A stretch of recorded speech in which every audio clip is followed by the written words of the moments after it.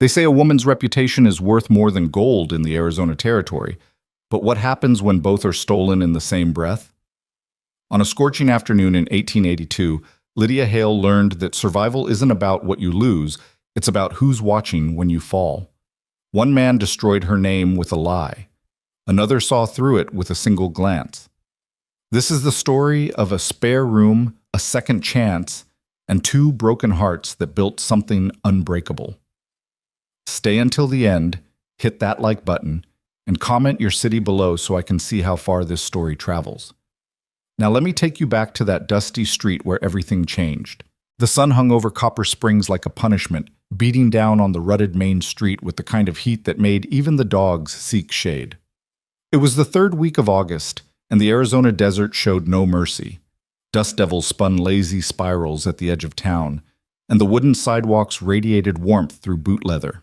Most sensible folks had retreated indoors during the worst of the afternoon heat, leaving the street nearly empty except for a few horses tied to hitching posts, their heads drooping in the oppressive stillness, which meant that everyone inside the surrounding buildings had a perfect view when Martha Pritchard threw open the doors of her boarding house and sent Lydia Hale stumbling onto the porch.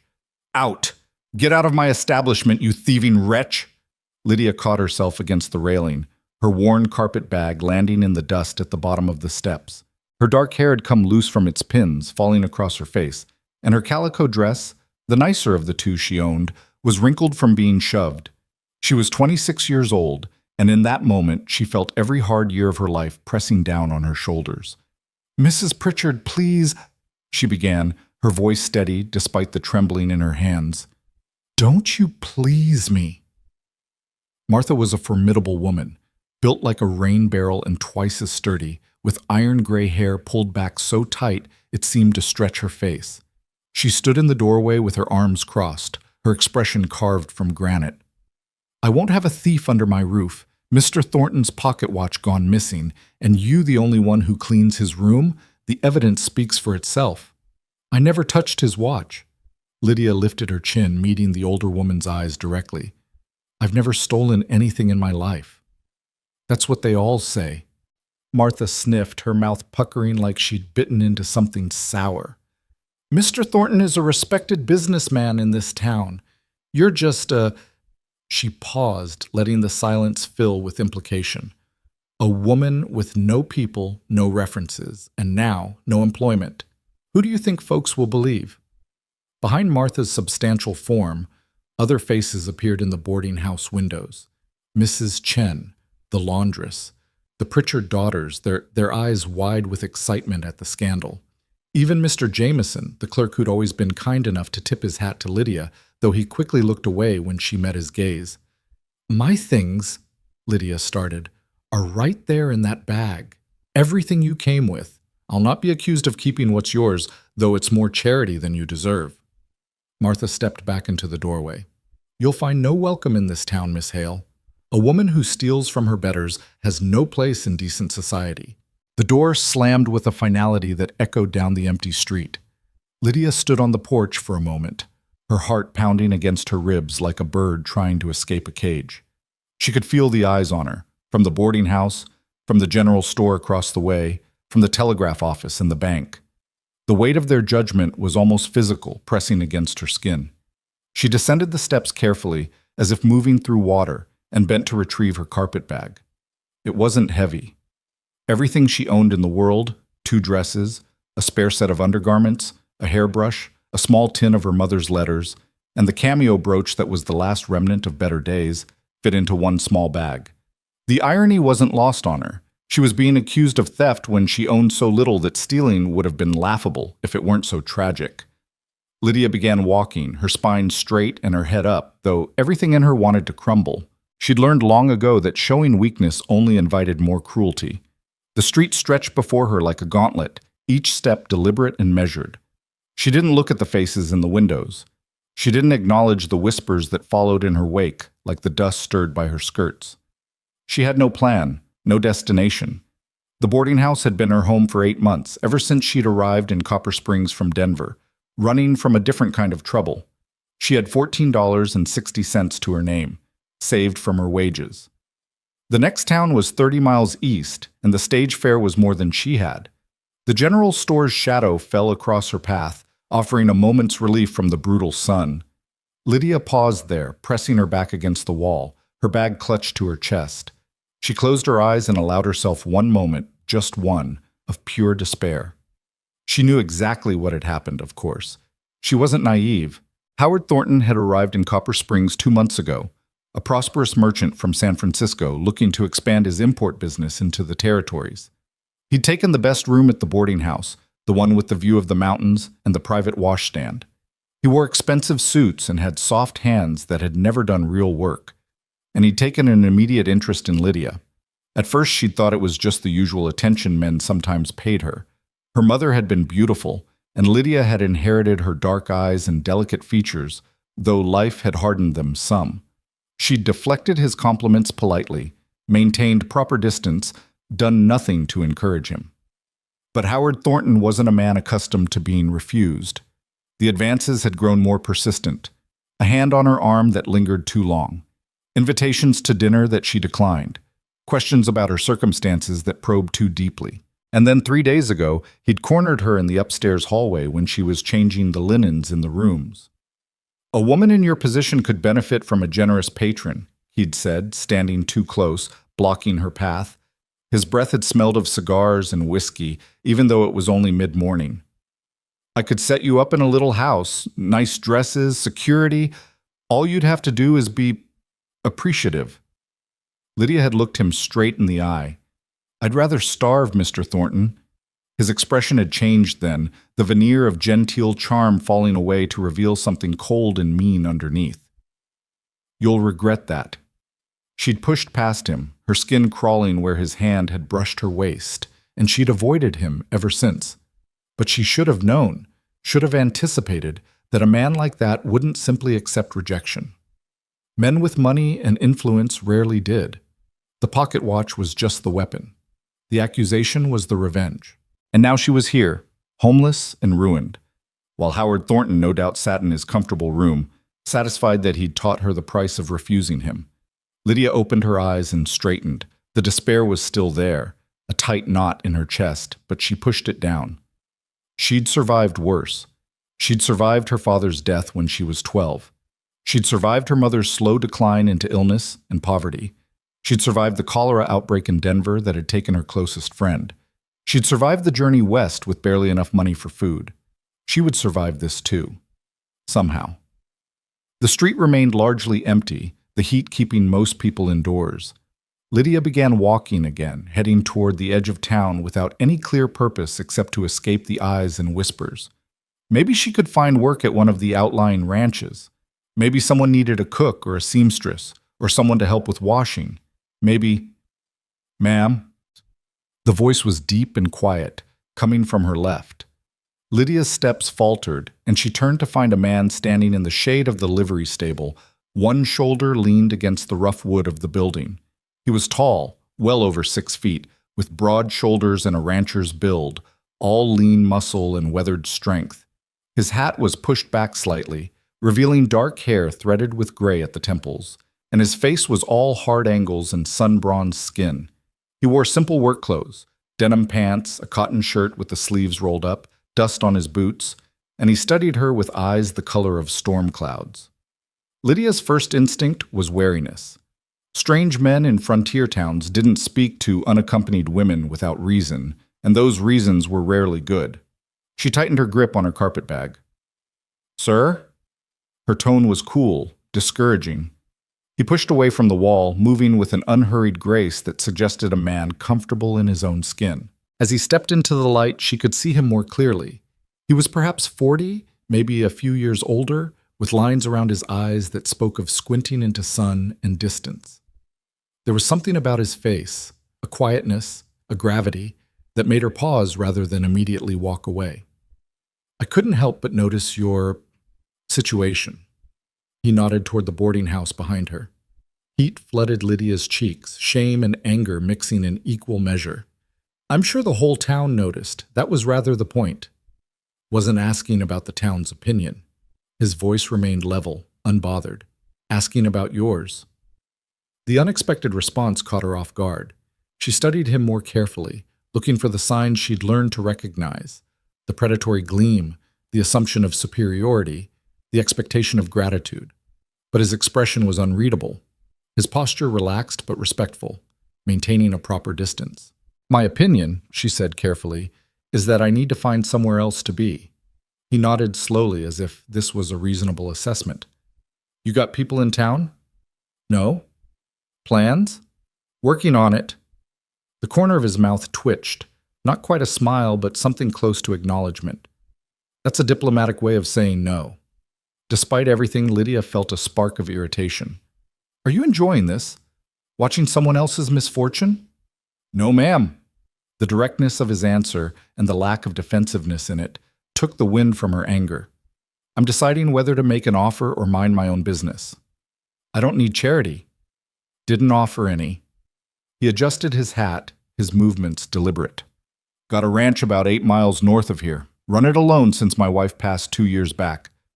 There's a spare room in the house, used to be for hired hands before I had to let them go. Room's yours if you want it. In exchange, you help with cooking, mending, basic household tasks. Honest work for honest accommodation." Lydia stared at him, trying to process what he was saying. A stranger, a man, was offering her shelter? Every instinct screamed danger. Women didn't go to isolated ranches with men they didn't know. That was how they ended up ruined, or worse, or simply disappeared into the vastness of the territory with no one to notice or care. "I don't even know your name," she said. "Ethan Cole." He didn't offer his hand, seeming to understand that she wouldn't take it. "Own the Triple Creek Ranch. You can ask anyone in town about me. I'm no angel, but I'm no devil either. Had the same ranch for 15 years, been in this territory my whole life. There's a lock on the spare room door. You'd have privacy. I'm not asking for anything improper, and I'm not offering anything but what I said. Work in exchange for a roof." "Why?" The question burst from her before she could stop it. "You don't know me. You don't know if I'm actually a thief or not." Ethan was quiet for a moment, his gaze steady on her face. When he spoke, his voice was softer. "I know what I saw. Saw you walk out of that boarding house with your head up even though you were humiliated. Saw you keep your dignity when it would have been easier to cry or rage. That tells me more about your character than any accusation from a man in a fancy suit. You saw what happened. Was across the street at the smithy, heard the whole thing." He paused. "Also heard Thornton bragging at the saloon last week about how he was going to teach some uppity woman her place. Didn't take much to figure out who he meant when I saw you thrown out today." The validation, the simple acknowledgement that she'd been wronged, hit Lydia with unexpected force. Her throat tightened and she had to blink rapidly to keep tears from forming. She'd expected to carry this alone, to have everyone believe the lie simply because Howard Thornton had money and influence. "I never touched his watch," she whispered. "Didn't think you did." Ethan's tone remained matter-of-fact, as if her innocence was obvious and unremarkable. "Man like that doesn't care about a watch. Cares about power, about making sure a woman who said no pays for it." They stood in silence for a moment, the heat pressing down around them. From somewhere down the street came the sound of a piano being tuned, the discordant notes drifting through the still air. A wagon rattled past, the driver carefully not looking in their direction. Lydia's mind raced through her options. She could refuse Ethan Cole's offer, could try to make it on her own, could use her meager savings to what? Sleep under the stars until the money ran out? Try to find work in a town where everyone now believed she was a thief? Walk 30 miles to the next settlement with no guarantee of anything better? Or she could accept help from a stranger who might be exactly what he claimed, a widower who needed help and was offering fair exchange, or might be something far more dangerous. "How do I know I can trust you?" she asked quietly. Ethan considered this, his expression thoughtful. "You don't. Same way I don't know if you'll rob me blind or burn down my house. Trust isn't something you know, it's something you build or you don't. I can tell you I'll keep my word, can tell you I'll respect your space and person, but words are easy. Actions are what matter." "That's not particularly reassuring." "No," he agreed. "I suppose it's not. But it's honest, which counts for something." He straightened, preparing to leave. "Offer stands if you want it. I'll be at the livery for another hour. getting my horse shod. After that, I'm heading home. You decide you want to take the chance, you're welcome to ride out with me. You decide you don't, I'll respect that too and wish you well." He turned to go, then paused. "One more thing. The work's real. I'm not looking for easy labor or someone to take advantage of. Ranch is struggling some since I lost my hands. Can't afford to pay wages right now, which is why I'm making the offer I am. You'll earn your keep, and it won't always be pleasant, but you'll be safe, and you'll be treated with respect. That's my word for what it's worth to you." With that, he walked away, his long stride carrying him back toward the livery stable. Lydia watched him go, her mind a whirl of confusion and calculation and desperate hope that she didn't want to acknowledge. She looked down at her carpet bag, at the boarding house behind her, at the town that had already judged and condemned her. She thought about Howard Thornton's satisfied smirk, about Martha Pritchard's righteous anger, about all the people who'd watched her fall and done nothing. Then she thought about Ethan Cole's steady gray eyes, about the way he'd spoken to her like she was a person worthy of respect rather than an object of pity or scorn, about the fact that he'd asked nothing of her except honest work, had offered her agency even in his proposal. It was foolish. It was dangerous. It was possibly the worst decision she could make. But then again, staying in Copper Springs was impossible, and she had nowhere else to go. Lydia took a deep breath, adjusted her grip on her bag, and began walking toward the livery stable. The interior of the stable was blessedly cool after the harsh sunlight, smelling of hay and horse and leather.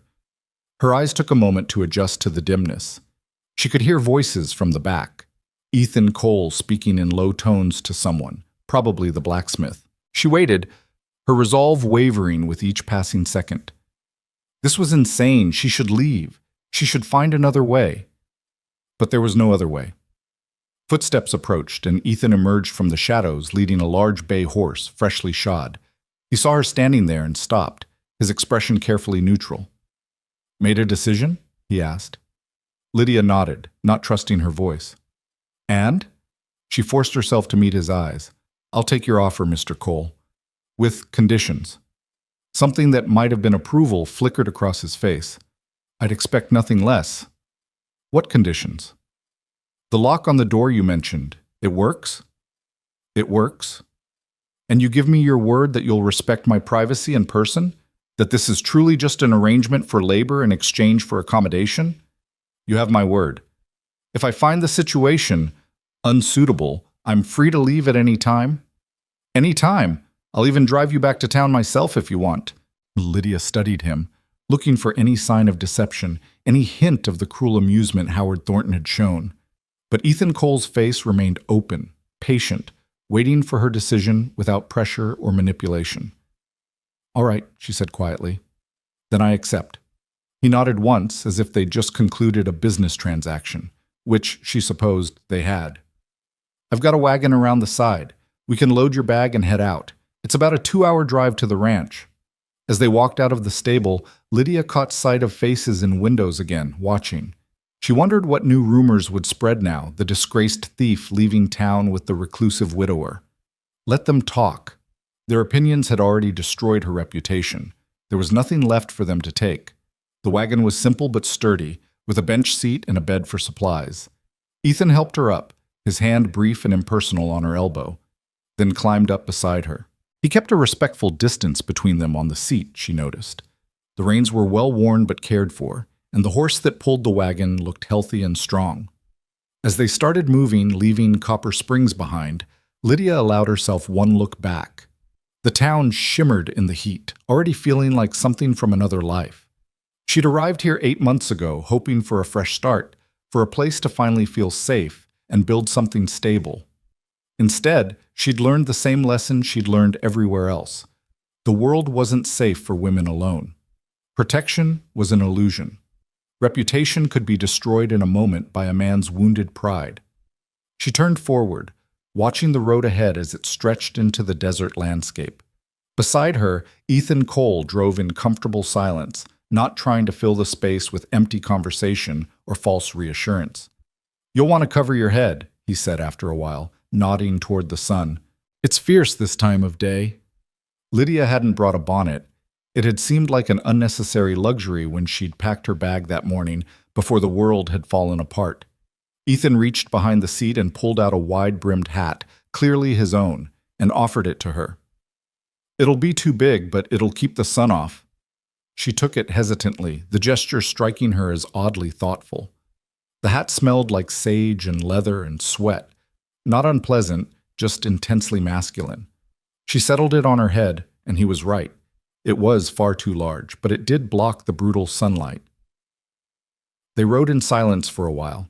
The only sounds the creak of the wagon, the rhythmic clip of hooves, and the whisper of wind across the open land.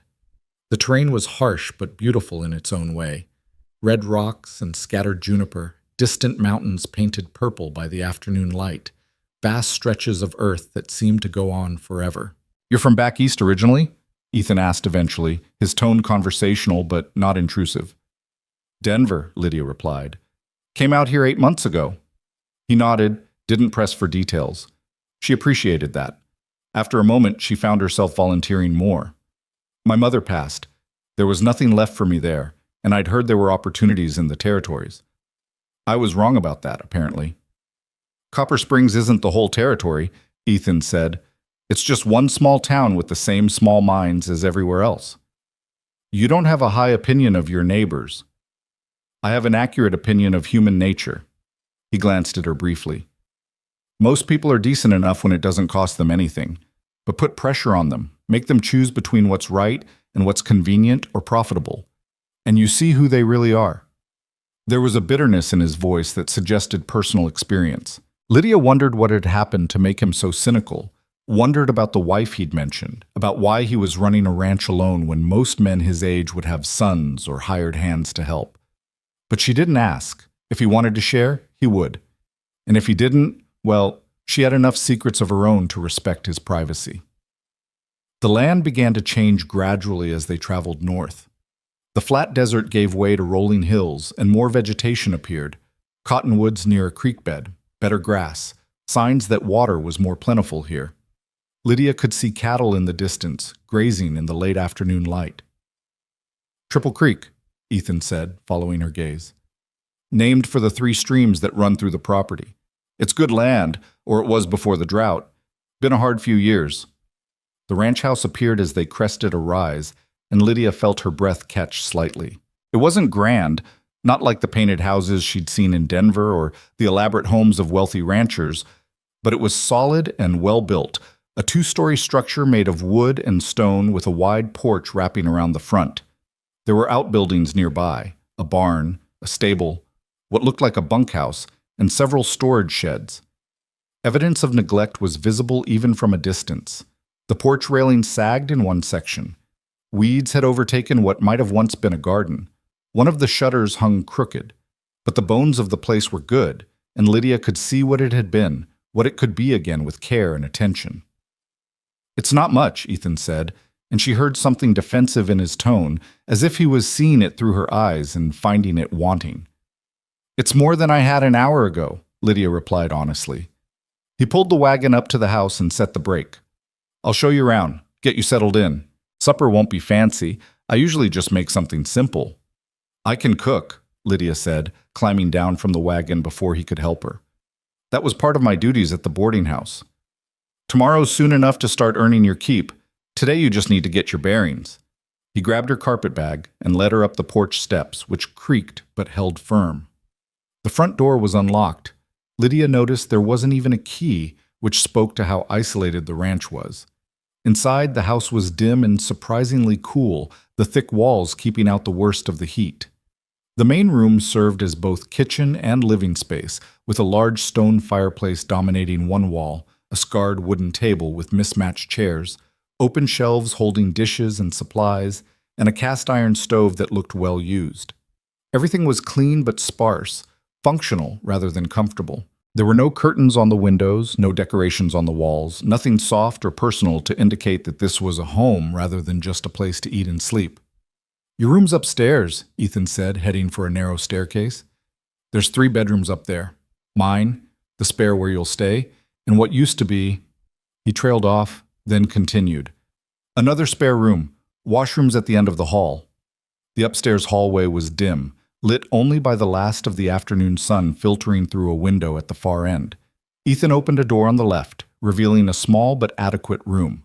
There was a bed with a simple frame, a dresser with a mirror, a washstand with a basin and pitcher, and a chair by the window.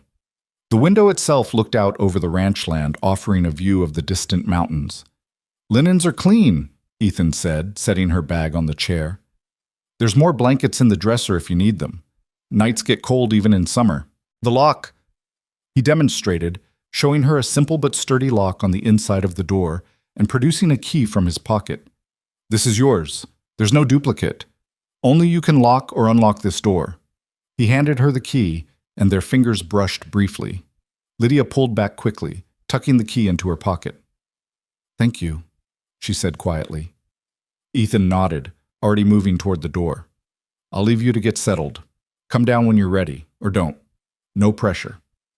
After he left, closing the door quietly behind him, Lydia stood in the center of the small room and let herself truly feel everything she'd been holding back. The fear, the humiliation, the desperate relief of having a place to be, even if that place was a stranger's isolated ranch. She moved to the window and looked out at the vast expanse of land bathed in the golden light of approaching sunset. Somewhere out there was Copper Springs, was Howard Thornton, was the life she'd been building that had crumbled in the space of an afternoon. But here, in this small room with its lock and key, was possibility. Dangerous possibility, perhaps. Uncertain possibility. But possibility nonetheless. Lydia unpacked her few belongings, hanging her spare dress in the wardrobe, arranging her hairbrush and her mother's letters on the dresser. The cameo brooch she pinned to her collar. It had been her mother's, and before that her grandmother's, one of the few beautiful things that had survived the long decline from gentility to poverty. Wearing it made her feel less alone. When there was nothing left to unpack, she locked the door from the inside and lay down on the bed, just for a moment. The mattress was surprisingly comfortable, the pillow soft. Through the window she could hear the sounds of the ranch, distant cattle, the wind in the cottonwoods, the creak of the windmill pumping water. For the first time in hours, Lydia allowed herself to close her eyes without fear. Downstairs, Ethan Cole stood at his kitchen window, looking out at the land he'd built his life on, and wondered if he'd just made the best or worst decision of his life. He hadn't been lying when he told Lydia Hale that he'd witnessed her humiliation. He'd been getting his horse shod, as he did every few months, when he'd heard Martha Pritchard's voice raised in righteous fury. Like everyone else, he'd looked out to see what the commotion was, and he'd seen a young woman being cast out like refuse. What had made him step forward, though? What had made him speak to her when every instinct of self-preservation told him to mind his own business? Was the way she'd held herself, that straight spine, that lifted chin, that refusal to let them see her break. It had reminded him of someone. Ethan turned from the window and busied himself with preparing a simple meal. Beans, cornbread, some of the salt pork he kept in the cold cellar. Mechanical tasks that kept his hands busy and his mind from wandering down paths he'd blocked off 2 years ago. But as he worked, he couldn't help wondering if he'd invited trouble into his carefully constructed solitude. A woman in the house again. Voices in the empty spaces. The presence of someone other than himself in these rooms that had grown so familiar in their silence. He'd meant what he said about needing help.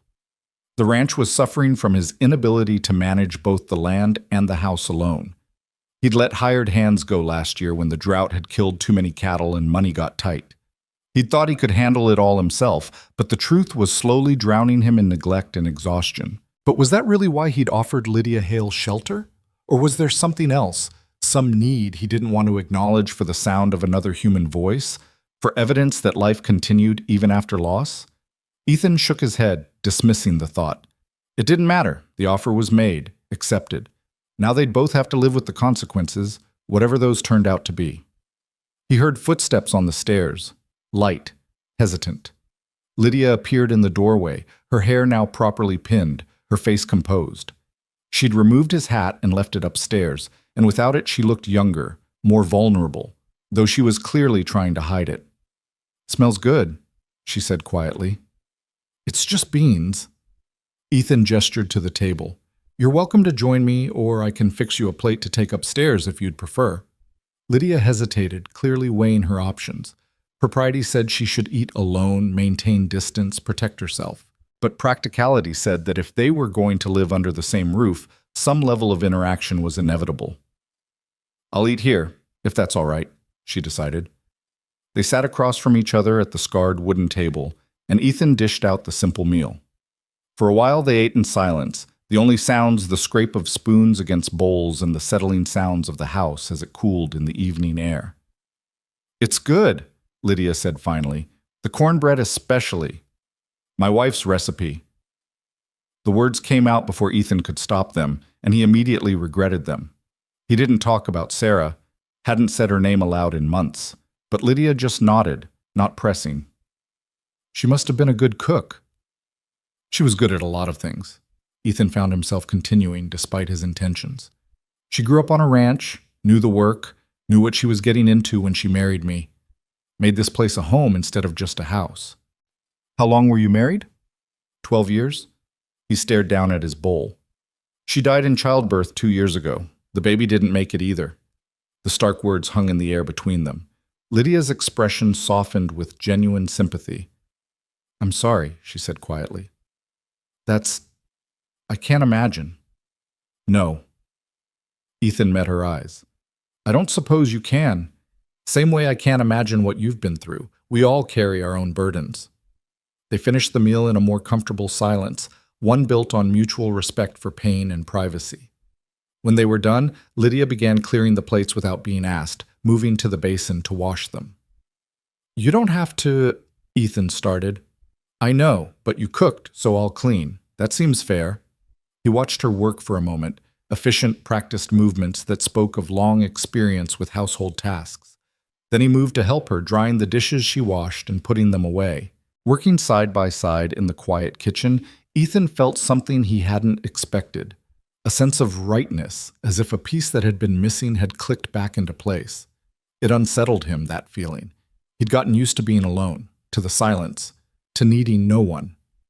But maybe, he thought as he watched Lydia carefully dry her hands on a towel, maybe he'd been lying to himself about that. "Sun's almost down," he said, moving to light the lamps. "Days start early on a ranch, first light usually, but tomorrow you can sleep in, get your bearings. No rush." "I'd rather start as I mean to continue," Lydia replied. "First light is fine." Ethan nodded his approval. "Then I'll say good night. If you need anything, my room's across the hall from yours. Just knock." "I'll be fine." She paused at the foot of the stairs. "Mr. Cole, thank you for today, for all of this." "It's just a fair arrangement," he said gruffly, uncomfortable with gratitude. "Nothing to thank me for." But as she climbed the stairs and he heard the soft click of her door lock engaging, Ethan knew that wasn't entirely true. It wasn't just a fair arrangement. It was a second chance, for both of them, at something neither had dared to hope for. Whether that something was simply survival or something more, only time would tell. The first morning came earlier than Lydia expected. She woke to the sound of a rooster crowing somewhere in the distance, the sky outside her window still more gray than blue. For a moment she forgot where she was. The unfamiliar ceiling, the different quality of light, the absence of Mrs. Pritchard's boarding house sounds. Then memory returned in a rush. The accusation, the humiliation, Ethan Cole's unexpected offer. She dressed quickly in the dim pre-dawn light, braiding her hair and pinning it up securely. Her reflection in the dresser mirror showed a woman who looked tired but determined, and that would have to be enough. Downstairs she could already hear movement, the clank of the stove being stoked, the scrape of a chair. When she entered the kitchen, Ethan was already dressed in his work clothes, his hair damp as if he'd splashed water on his face. He looked up from the coffee pot he was filling, and something flickered across his face. Surprise, maybe, or approval. "Didn't think you'd actually be up," he said. "I said I would be." Lydia moved to the stove, assessing what was available. "What do you usually eat for breakfast?" "Whatever's quick. Coffee, maybe some bread if there is any." "That's not enough for a man doing ranch work." She opened the cold cellar door, peering inside. There were eggs, some bacon, potatoes from last year's harvest starting to sprout. "Sit down. I'll make something proper." Ethan looked like he wanted to argue, but instead he poured 2 cups of coffee and sat at the table, watching her move around his kitchen with the ease of someone who'd spent years preparing meals in unfamiliar spaces. Lydia worked efficiently, frying bacon in the cast-iron skillet, scrambling eggs with a bit of milk, slicing and frying potatoes until they were golden and crisp. The smell of cooking food filled the kitchen, and she saw Ethan's expression change, something almost like pain crossing his features before he looked away. "Your wife used to make breakfast," Lydia said quietly. It wasn't a question. "Every morning." His voice was rough. "Haven't had a real breakfast since... in a long time." Lydia set a full plate in front of him, then fixed one for herself and sat down across the table. They ate in silence for a while, but it wasn't uncomfortable. Outside, the sky was beginning to lighten, painting the distant mountains in shades of pink and gold. "This is good," Ethan said finally. "Thank you. It's just eggs and bacon." "It's more than that." He met her eyes. "It's the first time this house has felt like... well, it's good." After breakfast, Ethan showed her around the ranch properly. In the growing daylight, Lydia could see the full scope of both the property and its neglect. The barn needed repairs, several fence lines were down, and the vegetable garden that Sarah Cole had apparently once tended was now completely overrun with weeds. "I know it's a lot," Ethan said, following her gaze. "I've been trying to keep up with the essential work, the cattle, the water systems, the major repairs, but everything else has just fallen by the wayside," Lydia finished. "I understand. You can't do everything alone." "No," he agreed. "I'm learning that." They worked out a division of labor as they walked. Ethan would handle the cattle, the heavy repair work, and managing the land. Lydia would take charge of the house, the cooking, the garden if she could salvage it, and the mending. She'd noticed his shirts had missing buttons and frayed cuffs. It was a practical arrangement, each playing to their strengths. "The chickens," Ethan said, gesturing to a coop near the barn. "They're half wild now. Haven't been properly tended in months. If you can get them laying regularly again, we could sell eggs in town for extra income." "I can do that." Lydia studied the ramshackle coop. "But they'll need a proper henhouse. That structure won't survive the next strong wind." "Add it to the list." Ethan's tone was dry but not dismissive. "Everything needs fixing or replacing. Pick your battles." Over the next few days, they fell into a routine.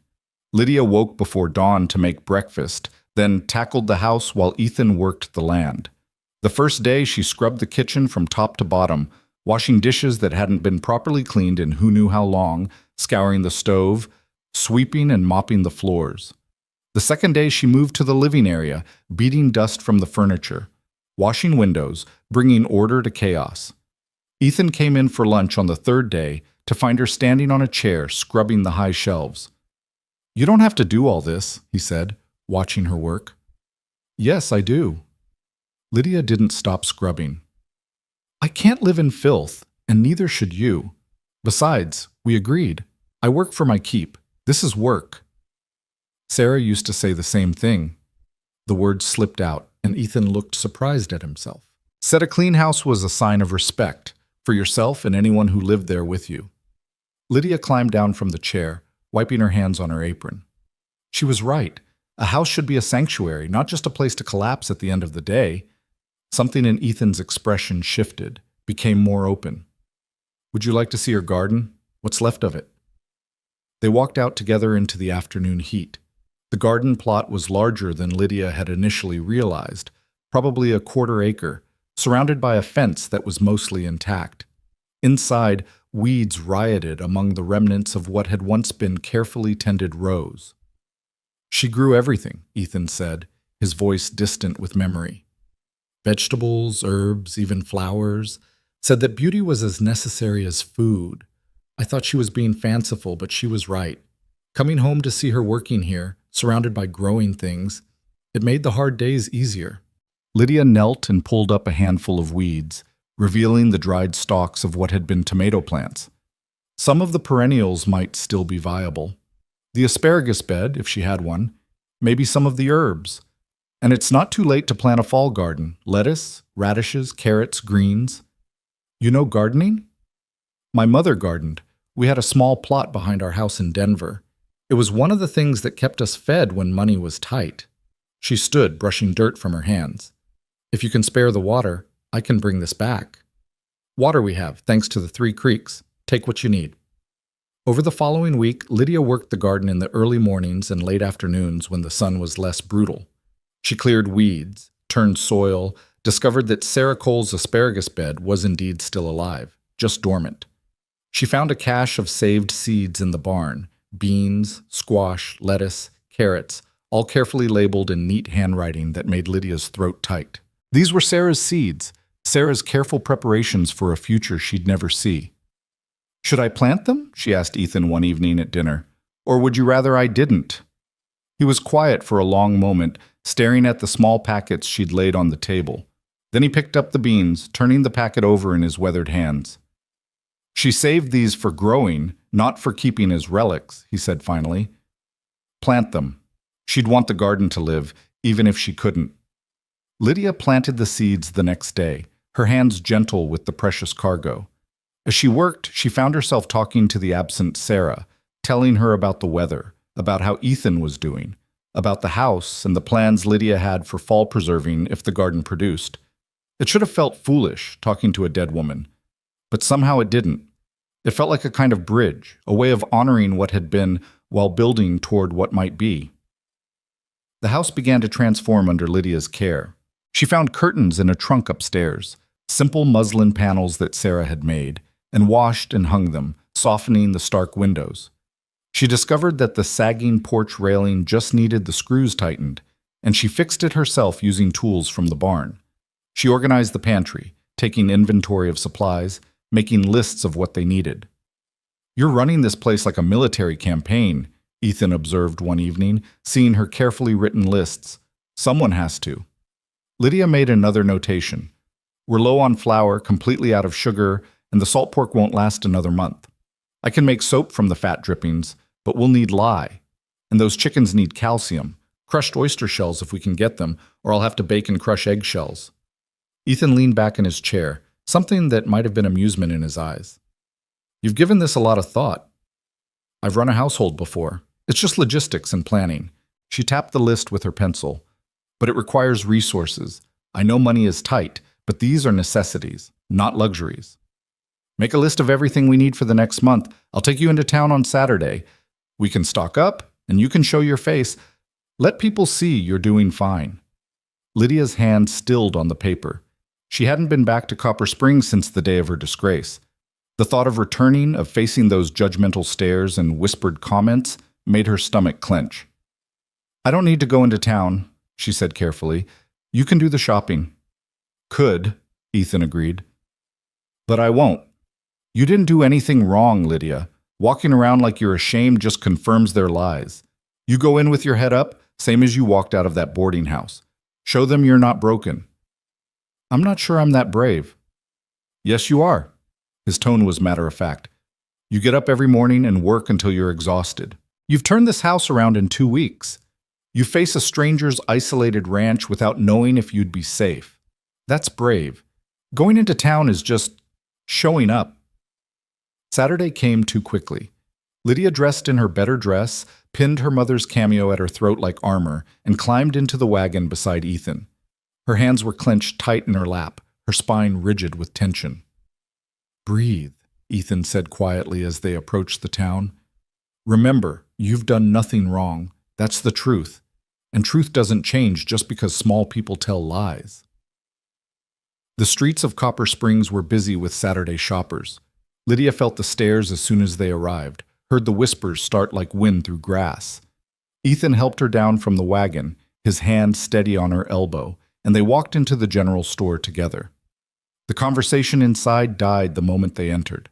Mr. Hartley, the store owner, looked up from his ledger, his expression conflicted. Behind the counter, his wife's face hardened with disapproval.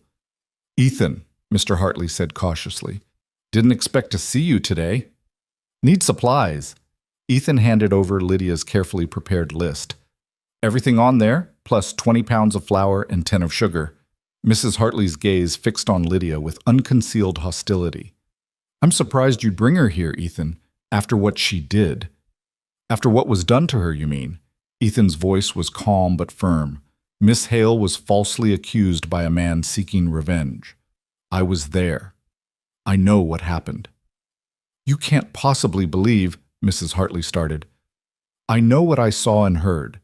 Howard Thornton is a vindictive coward who couldn't handle being refused. He manufactured an accusation to destroy an innocent woman's reputation. Ethan met the woman's eyes steadily.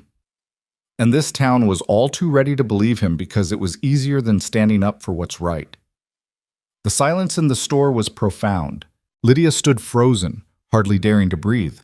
No one had defended her, not since this nightmare began. And here was Ethan Cole, practically a stranger, speaking truth to a room full of people who wanted to believe the lie. Mr. Hartley cleared his throat uncomfortably. Well, that is, we don't know all the circumstances. No, Ethan interrupted. You don't, but you were willing to condemn anyway. Now, are you going to fill this order, or do I need to take my business to the next town? No, of course I'll fill it. Mr. Hartley took the list with shaking hands. Give me a few minutes. While they waited, Lydia became aware of other people entering the store. Mrs. Chen, the laundress from the boarding house, and behind her, surprisingly, Mr. Jameson, the clerk who'd looked away during her humiliation. Mrs. Chen approached hesitantly. Miss Hale, she said quietly, I want you to know, I never believed it. You were always honest, always kind. What Martha did to you was wrong. Then why didn't you say something? The words came out sharper than Lydia intended, but she couldn't help it. Why did you just stand there? Mrs. Chen's eyes filled with tears. Because I'm a Chinese woman in a white town, and I have children to feed. Speaking up would have cost me everything. I'm not proud of my silence, but I'm not strong like you. The honest answer deflated Lydia's anger. She understood survival, understood the impossible choices women had to make in a world that gave them so little power. I understand, she said finally. Thank you for saying something now.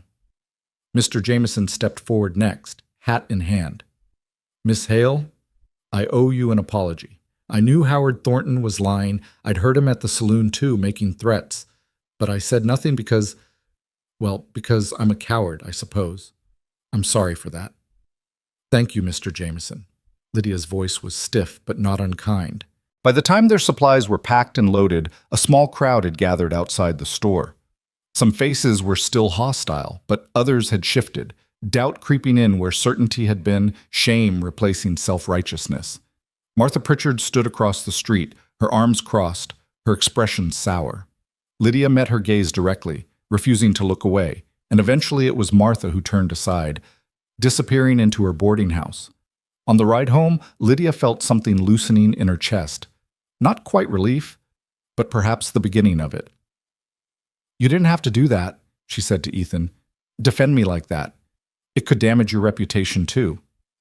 My reputation can handle it, and someone needed to tell the truth. He glanced at her. Besides, I meant what I said. What happened to you was wrong. I won't pretend otherwise just to keep the peace. Why? The question burst out of her. Why do you care? You barely know me.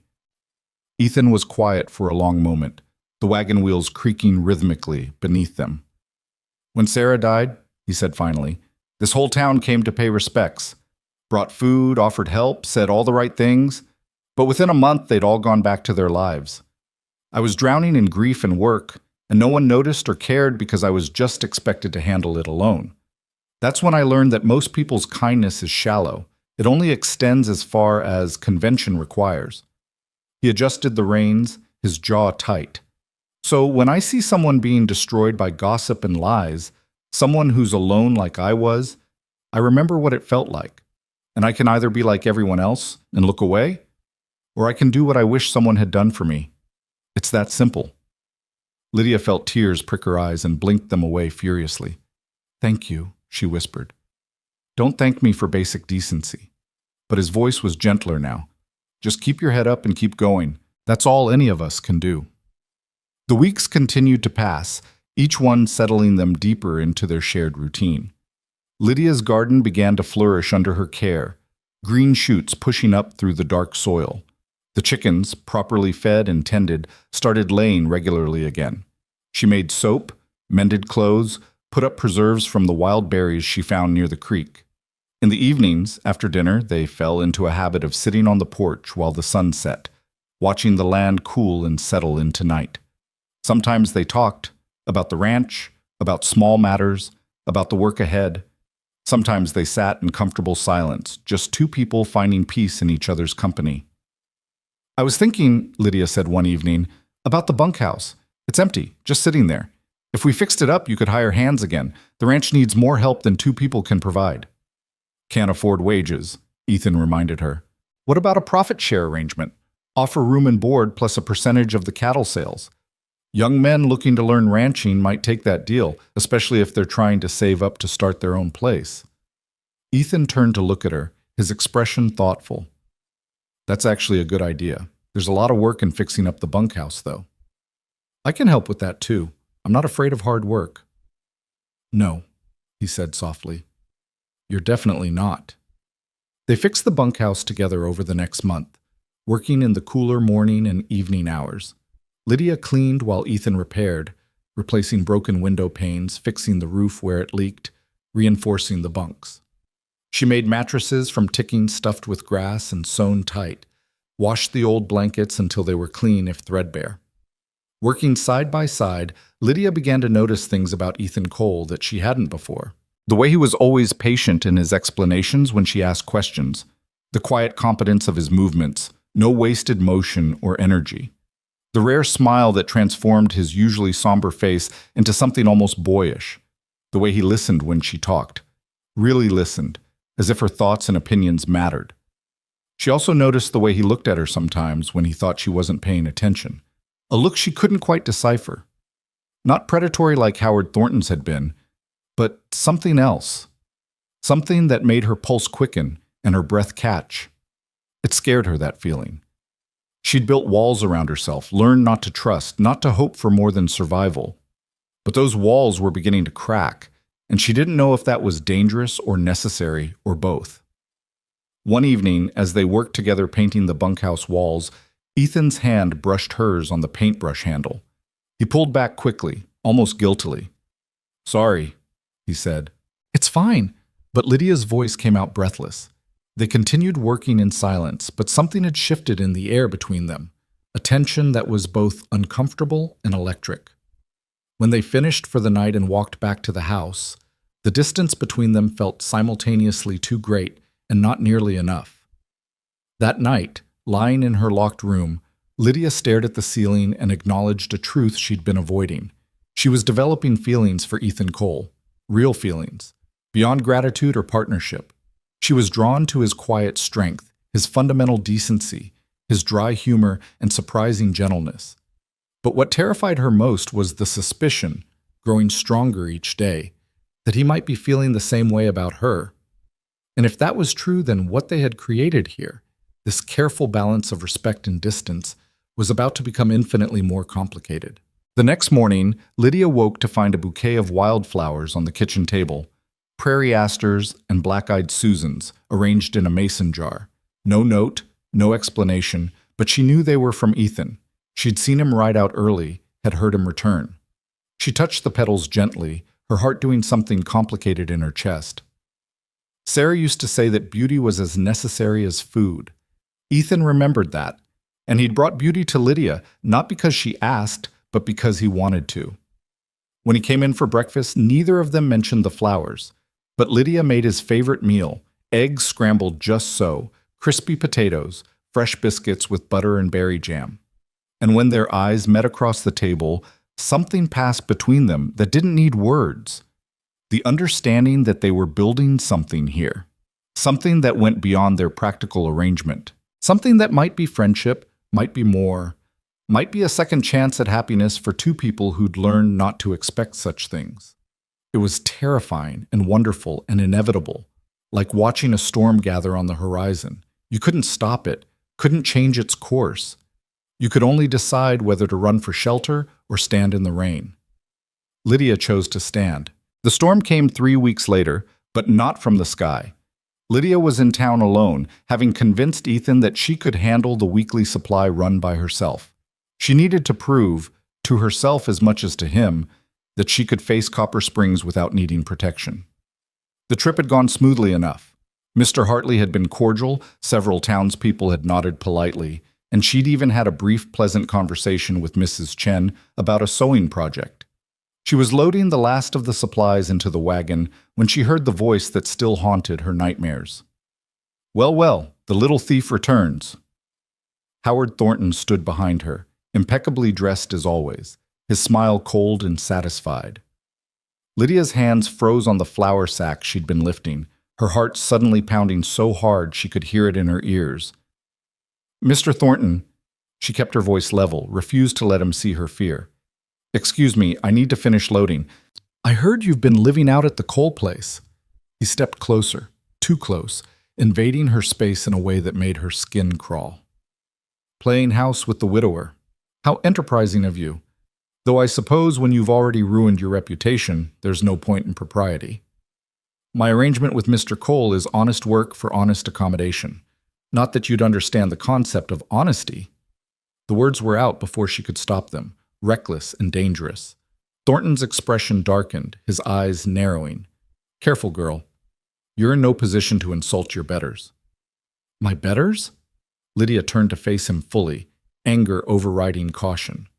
"You're a liar and a coward who destroys people's lives because your pride was wounded. That doesn't make you better than anyone." Thornton's hand shot out and grabbed her wrist, his fingers digging in painfully. "You're going to regret that mouth of yours. I destroyed you once. I can do it again, and this time I'll take Cole down with you." "Let go of me." Lydia tried to pull away, but his grip tightened. "I'll let go when I'm ready. You need to learn." "The lady asked you to let go." The new voice was cold and hard, and Thornton's head snapped around to find Ethan Cole standing a few feet away. Lydia hadn't heard him approach, but he was there now, his posture deceptively relaxed, but his eyes deadly serious. "This is none of your concern, Cole," Thornton said, but his hand loosened on Lydia's wrist. "When a man puts his hands on a woman against her will, it becomes everyone's concern. Let her go, now." For a moment, Lydia thought Thornton might refuse, might push this into an actual confrontation, but something in Ethan's expression, a quiet promise of consequences, made him release her wrist and step back. "This isn't over," Thornton said, his voice low and venomous. "You've made an enemy today, Cole. Both of you." "I'll survive." Ethan moved to stand beside Lydia, his presence solid and protective without being overbearing. "Now, unless you've got actual business here, I suggest you move along." Thornton's face flushed red with anger and humiliation, but he was smart enough not to escalate further. He turned and stalked away, his expensive boots clicking sharply on the wooden sidewalk. Lydia realized she was shaking. Ethan gently took the flour sack from her trembling hands and loaded it into the wagon himself. "You all right?" he asked quietly. "I'm fine. I shouldn't have said those things to him. I made it worse." "You told the truth. That's never wrong."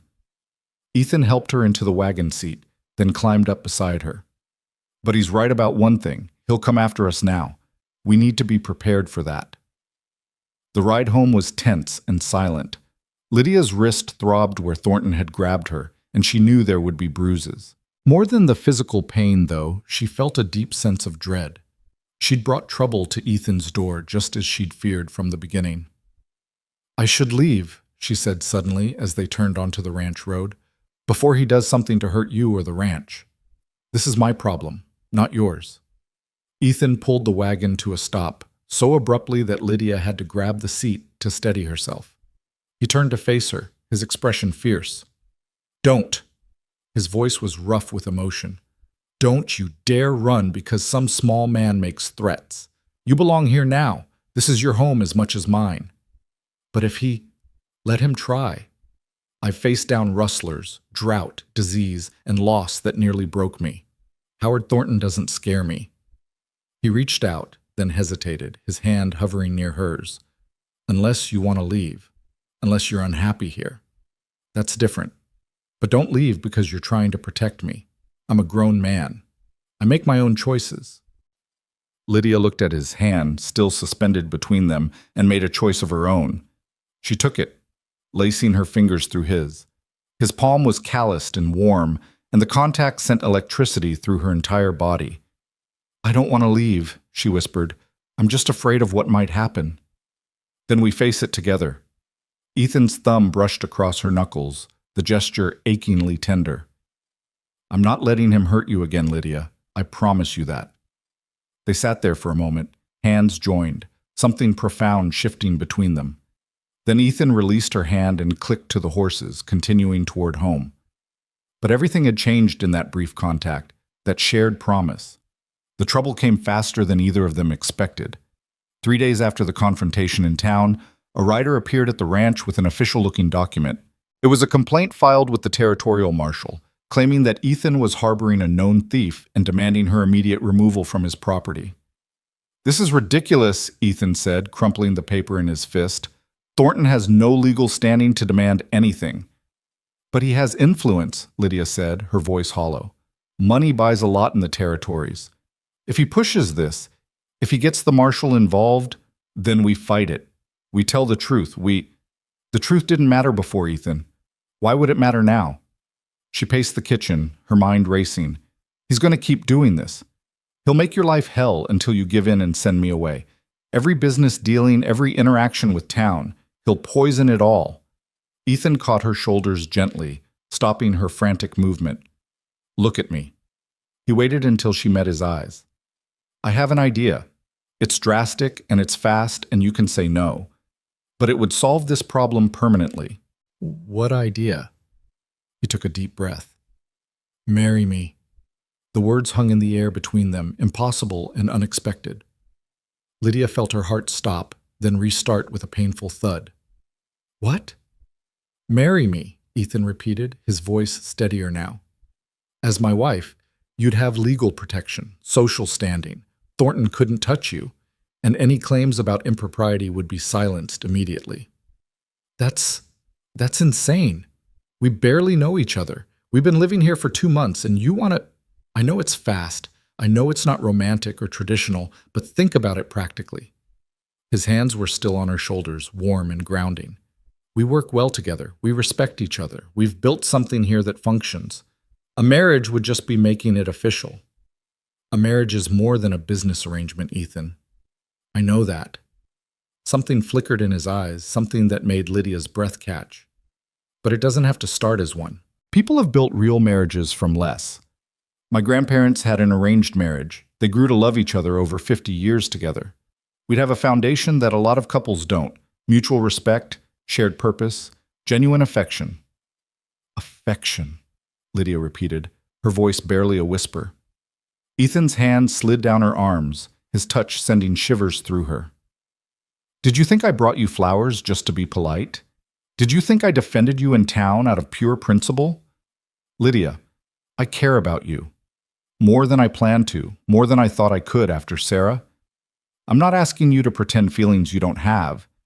But if there's any chance, any possibility that what's growing between us could become something real, then why not protect it? Why not give it a chance to survive?" Lydia's mind was spinning. Marriage. To Ethan Cole, the man who'd offered her shelter when she had nothing, who'd defended her honor, who'd shown her more kindness and respect in 2 months than most men showed in a lifetime. The man whose rare smiles made her heart race, whose quiet strength had become her foundation, whose presence had begun to feel like home. "I don't want you to marry me out of obligation," she said, "or as a solution to a problem. That's not fair to you." "What if I told you I'm not?" Ethan's voice dropped lower, more intimate. "What if I told you that I've been thinking about this for weeks, that having you here has made me feel alive again in a way I thought was gone forever, that I wake up looking forward to breakfast conversations and fall asleep hoping you'll still be here in the morning?" "Ethan, I'm not Sarah. You're not a replacement for her, but you're someone who makes me want to try again, want to build something new, want to believe that happiness is possible more than once in a lifetime." He cupped her face in his hands, his touch reverent. "So yes, marrying you would solve a practical problem. But it's not just about that. It's about choosing you, choosing us, choosing to fight for what we're building instead of letting someone like Thornton destroy it." Lydia felt tears sliding down her cheeks. This is crazy. Probably. A ghost of a smile touched his lips. But you came out to an isolated ranch with a stranger because you had nowhere else to go. You've rebuilt this place from neglect into a home. You stood up to Thornton even knowing the cost. You're not afraid of crazy when it's necessary. What if it doesn't work? What if we make this choice and regret it? Then we deal with it like adults. But Lydia, his thumb brushed away her tears. What if it does work? What if we take this chance and build something real? Isn't that possibility worth the risk? She thought about the life she'd had before coming here. Alone, afraid, constantly looking over her shoulder, never feeling safe or settled. She thought about the past 2 months, the slow building of trust and routine and something that felt like belonging. She thought about Ethan's quiet presence across the breakfast table, his steady support, the way he looked at her when he thought she wasn't watching. She thought about the flowers in the mason jar, still fresh on the kitchen table. "Yes," she whispered. "Yes, I'll marry you." Ethan's expression transformed, relief and joy and something deeper flooding his features. "You mean it?" "I mean it. It's terrifying and impulsive and probably foolish, but yes, I'll marry you." He pulled her into his arms then, holding her tight against his chest. Lydia could feel his heart pounding, matching the frantic rhythm of her own. For a long moment, they just stood there, wrapped in each other, feeling the enormity of what they'd just decided. "We should do it soon," Ethan said finally, his voice rough. "Before Thornton can cause more trouble, before either of us loses our nerve." "How soon?" "This Saturday. 3 days. We can ride into the next town, Silver Ridge, where we're not known. Find a justice of the peace. Make it legal." He pulled back to look at her. "Unless you want something bigger? A church wedding? Guests? All the traditional elements?" Lydia shook her head. "No, simple is better. Just us, making a choice. That's all I need." They spent the next 3 days in a strange state of heightened awareness and careful distance. They continued their routines, breakfast, work, dinner, evening conversations on the porch, but everything felt different now, weighted with anticipation and promise and fear. Lydia caught herself watching Ethan as he worked, noticing the strength in his hands, the way he moved, the concentration on his face. She found him watching her too, his gaze heated in a way that made her flush and look away, her body responding to possibilities she'd never let herself consider. On Friday evening, the night before their planned trip to Silver Ridge, they sat on the porch as the sun set in brilliant oranges and purples. The silence between them was charged, electric. "Are you scared?" Lydia asked finally. "Terrified," Ethan admitted, "but also more certain than I've been about anything in a long time." "What if I'm not?"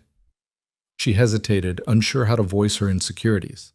"What if I can't be what you need? What if I'm not enough?" Ethan turned to look at her, his expression serious. "Lydia, you've been more than enough since the day you arrived. You brought life back to this place, back to me. Whatever happens after tomorrow, however our marriage unfolds, you need to know that you're already exactly what I need. Strong, capable, resilient, kind. That's not going to change with a piece of paper." "I've never—" She blushed, unable to continue. Understanding dawned in Ethan's eyes. "We'll go at your pace, whatever you're comfortable with. There's no rush, no expectations. This marriage is real, but it doesn't have to be complete until you're ready." The gentleness in his voice, the respect and patience, made Lydia's eyes sting with tears. "Thank you." "Nothing to thank me for. You're not property, Lydia. You're a partner. That means your comfort and consent matter. Always." That night, Lydia lay in her bed unable to sleep, her mind racing with thoughts of what tomorrow would bring. Marriage, a husband, a permanent place in this world instead of the temporary, precarious existence she'd had for so long. She thought about Ethan on the other side of the hallway, wondered if he was awake too, wondered what he was thinking, feeling. Tomorrow, everything would change. The careful distance they'd maintained would shift into something closer, more intimate, whether or not they consummated the marriage right away. Part of her was terrified, but a larger part, the part that had learned to recognize truth when she saw it, was filled with hope. The ride to Silver Ridge the next morning was quiet, but not uncomfortable. Ethan had hitched up the wagon, and Lydia wore her better dress with her mother's cameo at her throat. They looked like what they were, a rancher and a woman of modest means heading to town for business, and yet they were so much more. Silver Ridge was bigger than Copper Springs, a prosperous mining town with 2 main streets and actual brick buildings. Ethan drove directly to the courthouse, a solid structure at the center of town. Inside they found the justice of the peace, an older man with kind eyes and ink-stained fingers. His name was Judge Morrison, and he asked no questions beyond the basics, their names, their ages, whether they came freely to this marriage. "Do you have witnesses?" he asked. Ethan looked around the small office, then stepped into the hall and returned with 2 courthouse clerks who agreed to stand in. They were young women, sisters maybe, who smiled at Lydia with genuine warmth. "A wedding," one of them whispered. "How lovely." Judge Morrison began the ceremony, and Lydia felt reality crash over her in waves. This was happening. This was real. She was about to marry a man she'd known for 2 months, was about to tie her life to his in the most permanent way possible. "Do you, Ethan Cole, take this woman to be your lawfully wedded wife?" Judge Morrison asked. "I do." Ethan's voice was clear and strong, no hesitation.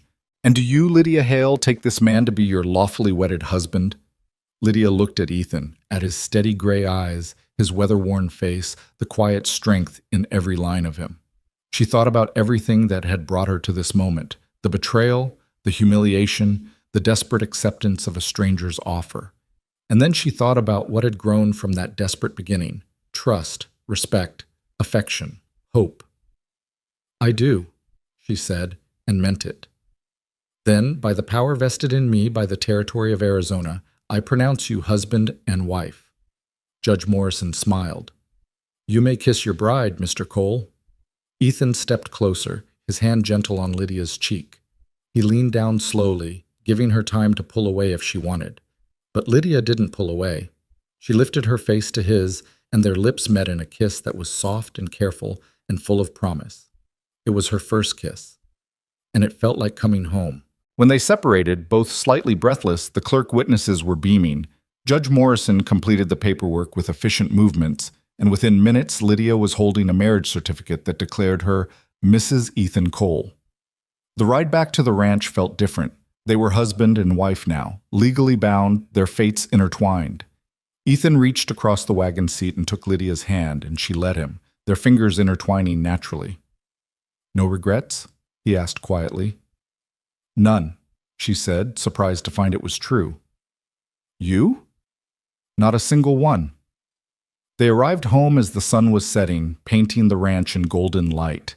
Ethan helped Lydia down from the wagon, but instead of releasing her immediately, he kept his hands on her waist. "Welcome home, Mrs. Cole," he said softly. "It was already home," Lydia replied. "But thank you." That evening they shared dinner at the kitchen table as they had dozens of times before, but everything felt charged with new significance. They were married now. This was their home, their life, their future. After dinner, as they stood to clear the dishes, Ethan caught Lydia's hand.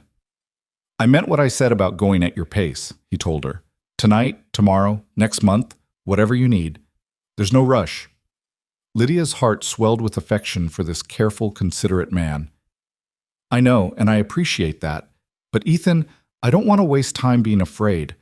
I want to choose courage, choose hope, choose us." Understanding dawned in his eyes, followed by heat that made Lydia's breath catch. "Are you sure?" he asked. "I'm sure." Ethan led her upstairs, past the room that had been hers for 2 months, to his room at the end of the hall. It was larger than hers, sparsely furnished but clean. The bed dominated the space, covered with a quilt that Sarah had probably made. Lydia felt a moment of uncertainty. Was it wrong to be here, in the bed he'd shared with his first wife? But Ethan seemed to sense her hesitation. "Sarah would want this," he said quietly, "would want me to live again, to love again. She was generous that way. And this isn't about replacing her. It's about building something new with you." He kissed her then, deeper than the chaste kiss at the courthouse, and Lydia felt herself responding, her body awakening to sensations she'd never allowed herself to feel. When they finally came together, It was with a tenderness that brought tears to her eyes. Ethan careful and patient, Lydia nervous but trusting, both of them fumbling toward intimacy with more emotion than expertise. Afterward, lying in Ethan's arms in the darkness, Lydia felt something settle deep in her chest. This was real. This was hers. Not temporary, not precarious, but solid and lasting. "I love you," Ethan whispered against her hair. "I didn't plan to, but I do." Lydia's breath caught. She'd been afraid to name her own feelings, afraid that hope was dangerous. But lying here, safe and cherished, she let herself acknowledge the truth. "I love you too," she whispered back. And outside, the Arizona stars wheeled overhead, indifferent and eternal. While inside the ranch house, two broken people built something whole from the fragments of their shattered lives. The news of their marriage reached Copper Springs within 2 days, carried by the same gossip networks that had destroyed Lydia's reputation months before. But this time the whispers carried a different tone: shock, speculation, and grudging respect. A marriage, legal and documented, changed everything. What Howard Thornton had dismissed as impropriety was now a legitimate union, and his campaign against Lydia lost its teeth overnight. Ethan drove into town alone the following Saturday, his marriage certificate folded in his pocket like armor. He walked into the general store where several men were gathered, including Thornton himself, and the conversation died instantly. "Gentlemen," Ethan said, his tone civil but cold, "I wanted to let you know that my wife and I will be doing our regular supply run next week. I trust there won't be any further problems or accusations." Thornton's face had gone an ugly shade of red. "Your wife? How convenient. A rushed marriage to legitimize." "Careful," Ethan interrupted, his voice dropping to something dangerous. "That's my wife you're speaking about. And I take exception to anyone who insults her. Strong exception." The threat hung in the air, unmistakable. Thornton looked around for support, but the other men had suddenly found their boots very interesting. Even in a lawless territory, there were codes, and insulting a man's wife crossed lines that most wouldn't dare. "This isn't over, Cole," Thornton hissed. "Yes," Ethan said flatly. "It is. You've lost. Accept it with whatever grace you can muster and move on. Or keep pushing and find out exactly how unpleasant I can make things for a man who tries to destroy my family." He turned and walked out, leaving Thornton sputtering impotently behind him. When he returned to the ranch and told Lydia what had happened, she felt a weight lift from her shoulders that she'd been carrying for months. "It's really over?" she asked, almost afraid to believe it. "It's over." Ethan pulled her close, kissing her forehead. "You're safe now. Protected. Mine." The possessiveness in that last word should have frightened her, but instead it sent warmth flooding through her body. She was his, and he was hers. The thought was still new enough to make her breathless. Their marriage settled into a rhythm over the following weeks, a blend of the comfortable partnership they'd built and the growing intimacy of husband and wife. They still rose before dawn, still worked side by side during the day, but now the nights were different. Now there were stolen kisses in the barn, Ethan's hands on her waist as she cooked dinner, the sweet exhaustion of falling asleep in each other's arms. Lydia had never imagined marriage could be like this. Equal parts friendship and passion, work and pleasure, independence and togetherness. Ethan treated her as a partner in every sense, asking her opinion on ranch decisions, trusting her judgment, sharing both the burdens and the triumphs. When two young ranch hands responded to the profit share arrangement Lydia had suggested, it was she who interviewed them alongside Ethan, her assessment of their character given equal weight. When they decided to expand the cattle herd, she helped plan the finances, calculating costs and potential returns with a head for numbers that impressed even her husband. "Where did you learn bookkeeping?" Ethan asked one evening, watching her update the ranch ledgers with neat, precise entries. "My father was a clerk before he died. He taught me figures, said a woman should understand money whether society approved or not." Lydia made another notation. "My mother thought it was unseemly, but she was grateful for it when I had to manage our household after he passed. Your father was a wise man." "He was." Lydia set down her pen, a wistful expression crossing her face. "He would have liked you, would have approved of this marriage. Even though it happened so fast? Especially because of that." He always said that when you recognize something true, you don't waste time questioning it. You act. She reached across the table and took Ethan's hand. This was true from the beginning. We just needed time to recognize it. The garden flourished under Lydia's continued care, producing abundantly as fall approached. She spent long days harvesting and preserving, making pickles and relishes, canning tomatoes and beans, drying herbs, and storing root vegetables in the cellar. The pantry that had been nearly bare when she arrived was now full, a testament to her hard work and planning. The two ranch hands, Tom and Billy, proved to be good workers. Young men in their early 20s, eager to learn and willing to put in hard hours. With their help, Ethan was able to tackle repairs that had been neglected for years. They fixed fence lines, reinforced the barn, expanded the water systems. The ranch began to look prosperous again, cared for, alive. One evening in late October, as the air turned crisp with the promise of winter, Lydia realized her monthly courses were late. At first she dismissed it. Stress and change could affect such things. But when another week passed, then two, she allowed herself to consider the possibility that made her heart race with equal parts joy and terror. She might be pregnant. The thought consumed her for days before she found the courage to tell Ethan. She chose a quiet evening after the ranch hands had retired to the bunkhouse when they were alone on the porch watching the stars emerge. "Ethan," she said carefully, "I need to tell you something. I'm not certain yet, but I believe I might be carrying a child." The words hung in the cool air between them. Ethan had gone very still beside her, his face unreadable in the dimness. When he finally spoke, his voice was rough with emotion. "You're sure?" "Not completely, but my courses are 3 weeks late and I've been feeling strange in the mornings. Queasy, tired. Yes, I think I'm pregnant." Ethan stood abruptly, walking to the porch railing and gripping it hard. Lydia felt her heart sink. Of course he was afraid. Of course this news would bring back the nightmare of losing Sarah and their baby. How could she have expected anything else? "I'm sorry," she whispered. "I know this must be frightening for you. After what happened with Sarah." "Don't," Ethan's voice cracked. "Don't apologize for giving me hope I thought I'd never have again." He turned, and in the starlight she could see tears on his face. "I'm terrified, Lydia. I won't lie about that. The thought of going through that again, of losing you the way I lost Sarah, it's my worst nightmare." "But?" She heard the word he hadn't spoken. "But I also want this so much it hurts. Want to see you grow round with our child. Want to hold a baby that's ours, that's proof we didn't just survive but thrived. Want to build a family with you." He came back to her, kneeling beside her chair and taking her hands. "I'm scared, but I'm also happier than I've been in years. Is that wrong?" "No." Lydia cupped his face, her own tears falling now. "No, it's not wrong. It's human. We can be both afraid and joyful. That's allowed." They held each other as the stars wheeled overhead, two people on the edge of something momentous and terrifying and beautiful. A new life growing between them, a future unfolding whether they were ready or not. The pregnancy was confirmed by the doctor in Silver Ridge a week later. Dr. Brennan was an elderly woman with sharp eyes and gentle hands, one of the few female physicians in the territory. She examined Lydia thoroughly, asked detailed questions, and finally nodded with satisfaction. "You're about 2 months along, I'd estimate.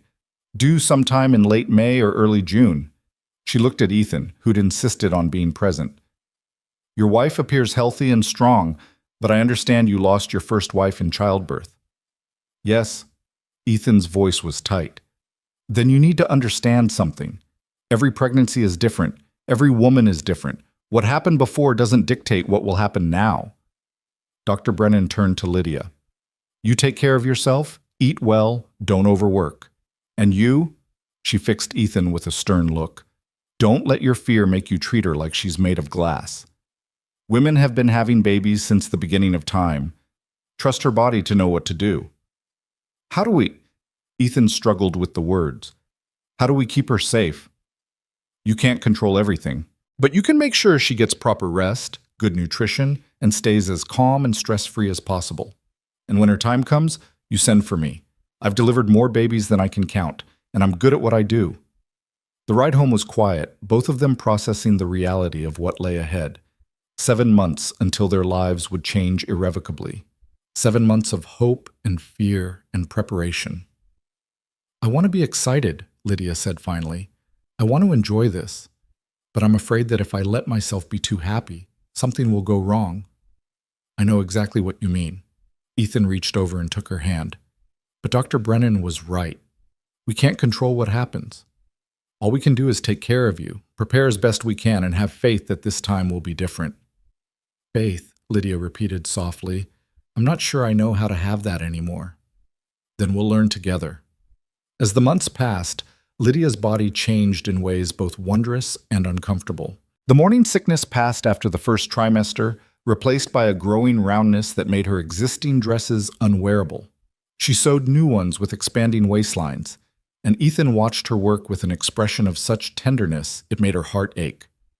The ranch hands, Tom and Billy, were respectful and helpful, taking on heavier tasks without being asked. The ranch continued to prosper, the cattle herd growing, the land responding to consistent care and attention. They hired a woman from town, Mrs. Murphy, to come help with the heaviest household work once Lydia's pregnancy became obvious. "You don't need to do this," Lydia protested when Ethan first suggested it. "I can manage." "I know you can, but you don't have to do everything alone anymore. That's what marriage means, sharing burdens." He placed a gentle hand on her swelling belly. "Besides, you're already doing the most important work. Everything else is secondary." Winter came, blanketing the ranch in snow and forcing everyone indoors more often. Lydia spent the dark evenings knitting tiny clothes and blankets, her hands moving in rhythms her mother had taught her years ago. Ethan built a cradle from oak, his carpenter's skills rusty but adequate, sanding every surface until it was smooth as silk. "Sarah would have done this better," he said one evening, examining his handiwork critically. "Sarah isn't here." Lydia's tone was gentle but firm. "And this cradle is beautiful because you made it with love for our child. That's what matters." He looked at her, this woman who'd come into his life as a desperate stranger and become his anchor, his partner, his love. "How did I get so lucky?" "Lucky?" Lydia laughed. "You found me being thrown out of a boarding house and accused of theft." "Best day of my life," Ethan said seriously. "Well, second best. Our wedding was first." "Not today? Finding out about the baby?" "That's tied with the wedding." He pulled her close, careful of her protruding belly. "Every day with you is the best day. I'm just greedy enough to want them all." As Lydia's pregnancy progressed into the final months, Ethan's anxiety increased proportionally. He hovered, worried about every twinge and discomfort, drove her to distraction with his overprotectiveness. "I'm pregnant, not dying," Lydia finally snapped one March afternoon when he'd tried to prevent her from climbing the stairs. "Women do this all the time. Stop treating me like I'm about to shatter." "I'm sorry." Ethan ran a hand through his hair, looking haggard. "I just keep thinking about—" "I know what you're thinking about. But Ethan, you can't spend the next 3 months in constant fear. It's not good for you, and it's not good for me." She took his hands, placing them on her belly where the baby was actively kicking. "Feel that? That's a strong, healthy baby. My body knows what it's doing. You have to trust it. Trust me." "I do trust you. It's fate I don't trust, circumstances. The universe's tendency toward cruelty." "Then trust Dr. Brennan. Trust that we've done everything right, and trust that whatever happens, we'll face it together." She stood on tiptoe to kiss him. "But right now, nothing is wrong. I'm healthy, the baby's active, and we're prepared. So please, my love, try to enjoy this instead of just enduring it in fear." Her words helped, though Ethan's anxiety never fully disappeared. He threw himself into final preparations, making sure the house was ready, that supplies were stocked, that Dr. Brennan knew she might be summoned at any moment. Tom and Billy were given strict instructions about what to do if Lydia went into labor when Ethan was out on the range. "You'd think he was the first man to ever have a baby on the way," Tom said to Lydia one afternoon, his tone affectionate. "Never seen a man so wound up." "He lost his first wife this way," Lydia explained quietly. "It's not just nervousness, it's trauma." "Makes sense then. But for what it's worth, ma'am, you look strong as an ox. Begging your pardon for the comparison, but it's meant as a compliment." Lydia laughed despite herself. "I'll take it as one. May arrived with unseasonable heat, and Lydia felt increasingly uncomfortable as her due date approached. She was huge now, her belly so distended she could barely see her feet. Sleep was difficult, her back ached constantly, and the baby seemed to have decided that nighttime was perfect for acrobatics. "I'm ready for this to be over," she told Ethan one sweltering evening, fanning herself on the porch. "Just a few more weeks at most." "That's easy for you to say. You're not the one carrying an entire person around in your midsection." Ethan grinned, then quickly hid it when she glared at him. "Sorry, you're beautiful when you're cranky." "I'm enormous and miserable and sweating like a horse." "Beautiful," he repeated firmly, glowing with life. "Perfect." Despite her discomfort, Lydia felt her irritation melt.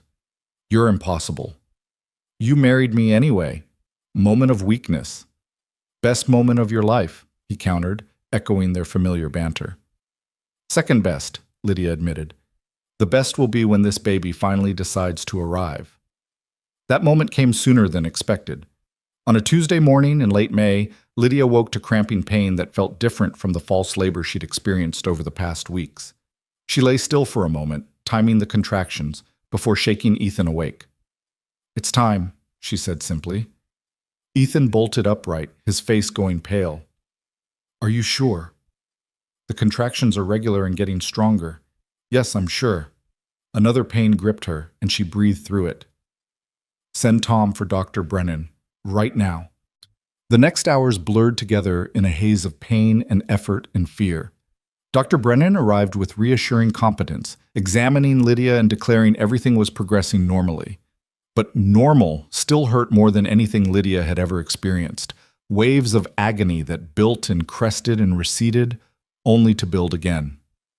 Ethan stayed by her side through all of it, holding her hand, wiping her face with cool cloths, murmuring encouragement even as his own fear was written clearly on his face. Lydia could see him reliving his nightmare with every contraction, could feel his hand trembling in hers. "I'm all right," she gasped between pains. "I'm strong. I can do this." "I know you can." But his voice shook. The labor intensified as day turned to evening, and Lydia's strength began to wane. Dr. Brennan remained calm but watchful, monitoring everything with professional detachment that both reassured and frightened. "The baby's positioned well," she said during one of Lydia's brief respites.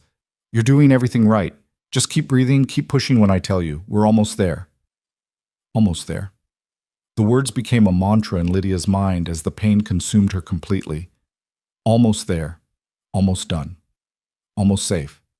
And then, as the sun was setting outside the bedroom window, painting the sky in brilliant oranges and purples, Dr. Brennan said the words Lydia had been desperate to hear. "One more push. Give me one more good push, and we'll have this baby." Lydia bore down with everything she had left, felt something shift and release, and then heard the most beautiful sound in the world, a baby's first cry, indignant and loud and wonderfully alive. "It's a boy," Dr. Brennan announced, placing the squalling infant on Lydia's chest. "A healthy, perfect boy." Lydia looked down at her son, red-faced and wrinkled and covered in vernix, but absolutely perfect, and felt love crash over her with the force of a physical blow. This was her child, hers and Ethan's, proof that beauty could come from darkness, that hope could triumph over fear. "Ethan," she whispered, looking up at her husband. Ethan was staring at the baby with an expression of wonder and terror and overwhelming love. His face was wet with tears he didn't bother to hide. "He's perfect," Ethan breathed. "He's absolutely perfect." "Would you like to cut the cord, Mr. Cole?" Dr. Brennan asked. With shaking hands, Ethan performed the task, severing the physical connection between mother and child. Dr. Brennan took the baby briefly to clean him and check him over, then wrapped him in a soft blanket and handed him to Ethan.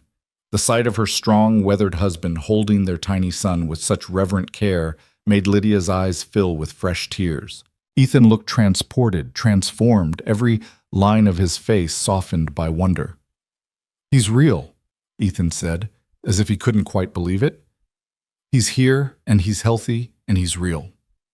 "Very real," Dr. Brennan said with satisfaction. "And your wife did beautifully. Everything went exactly as it should. You have a fine son and a strong wife, Mr. Cole."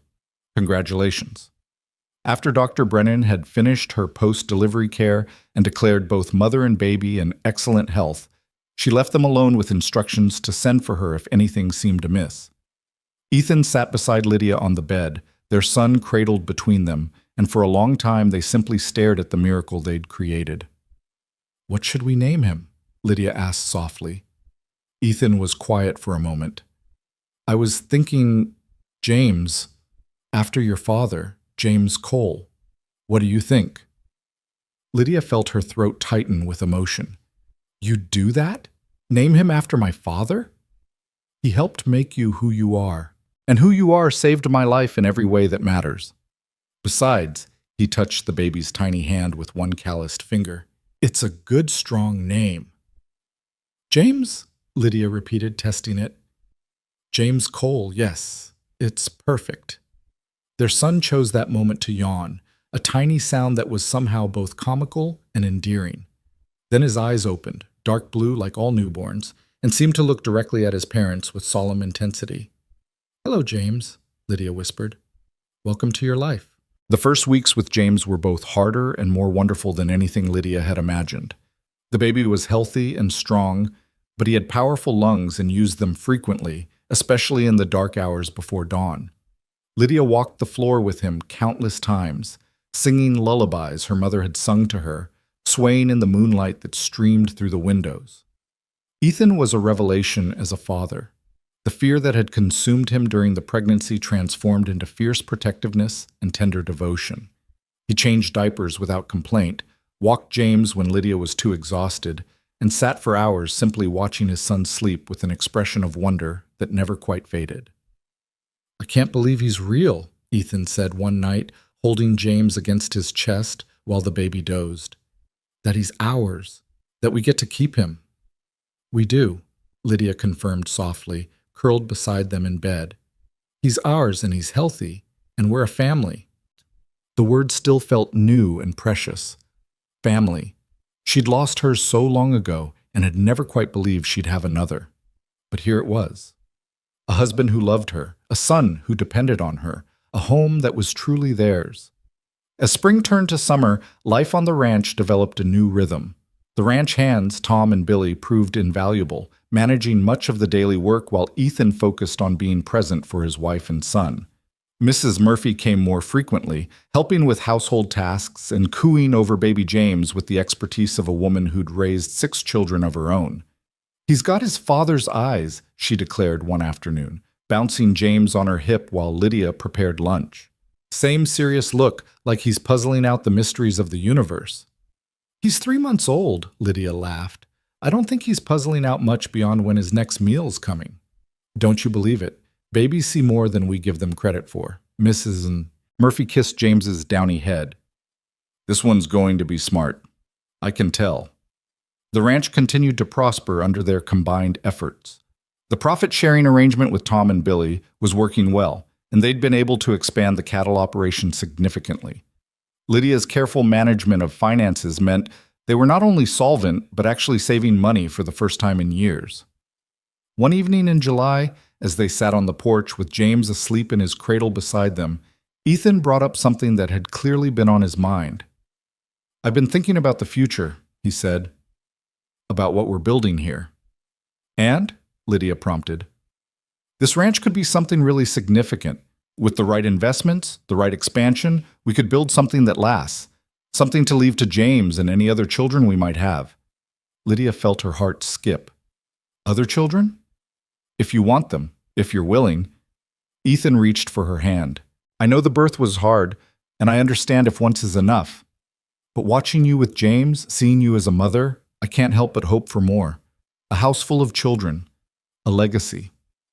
"I'd like that," Lydia said softly. "Not right away. I'm not ready yet.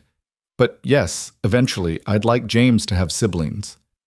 They sat in comfortable silence for a while, watching the sun paint the sky in shades of pink and gold. The land stretched before them, the Triple Creek Ranch that had been a neglected, struggling operation when Lydia first arrived and was now thriving, full of potential.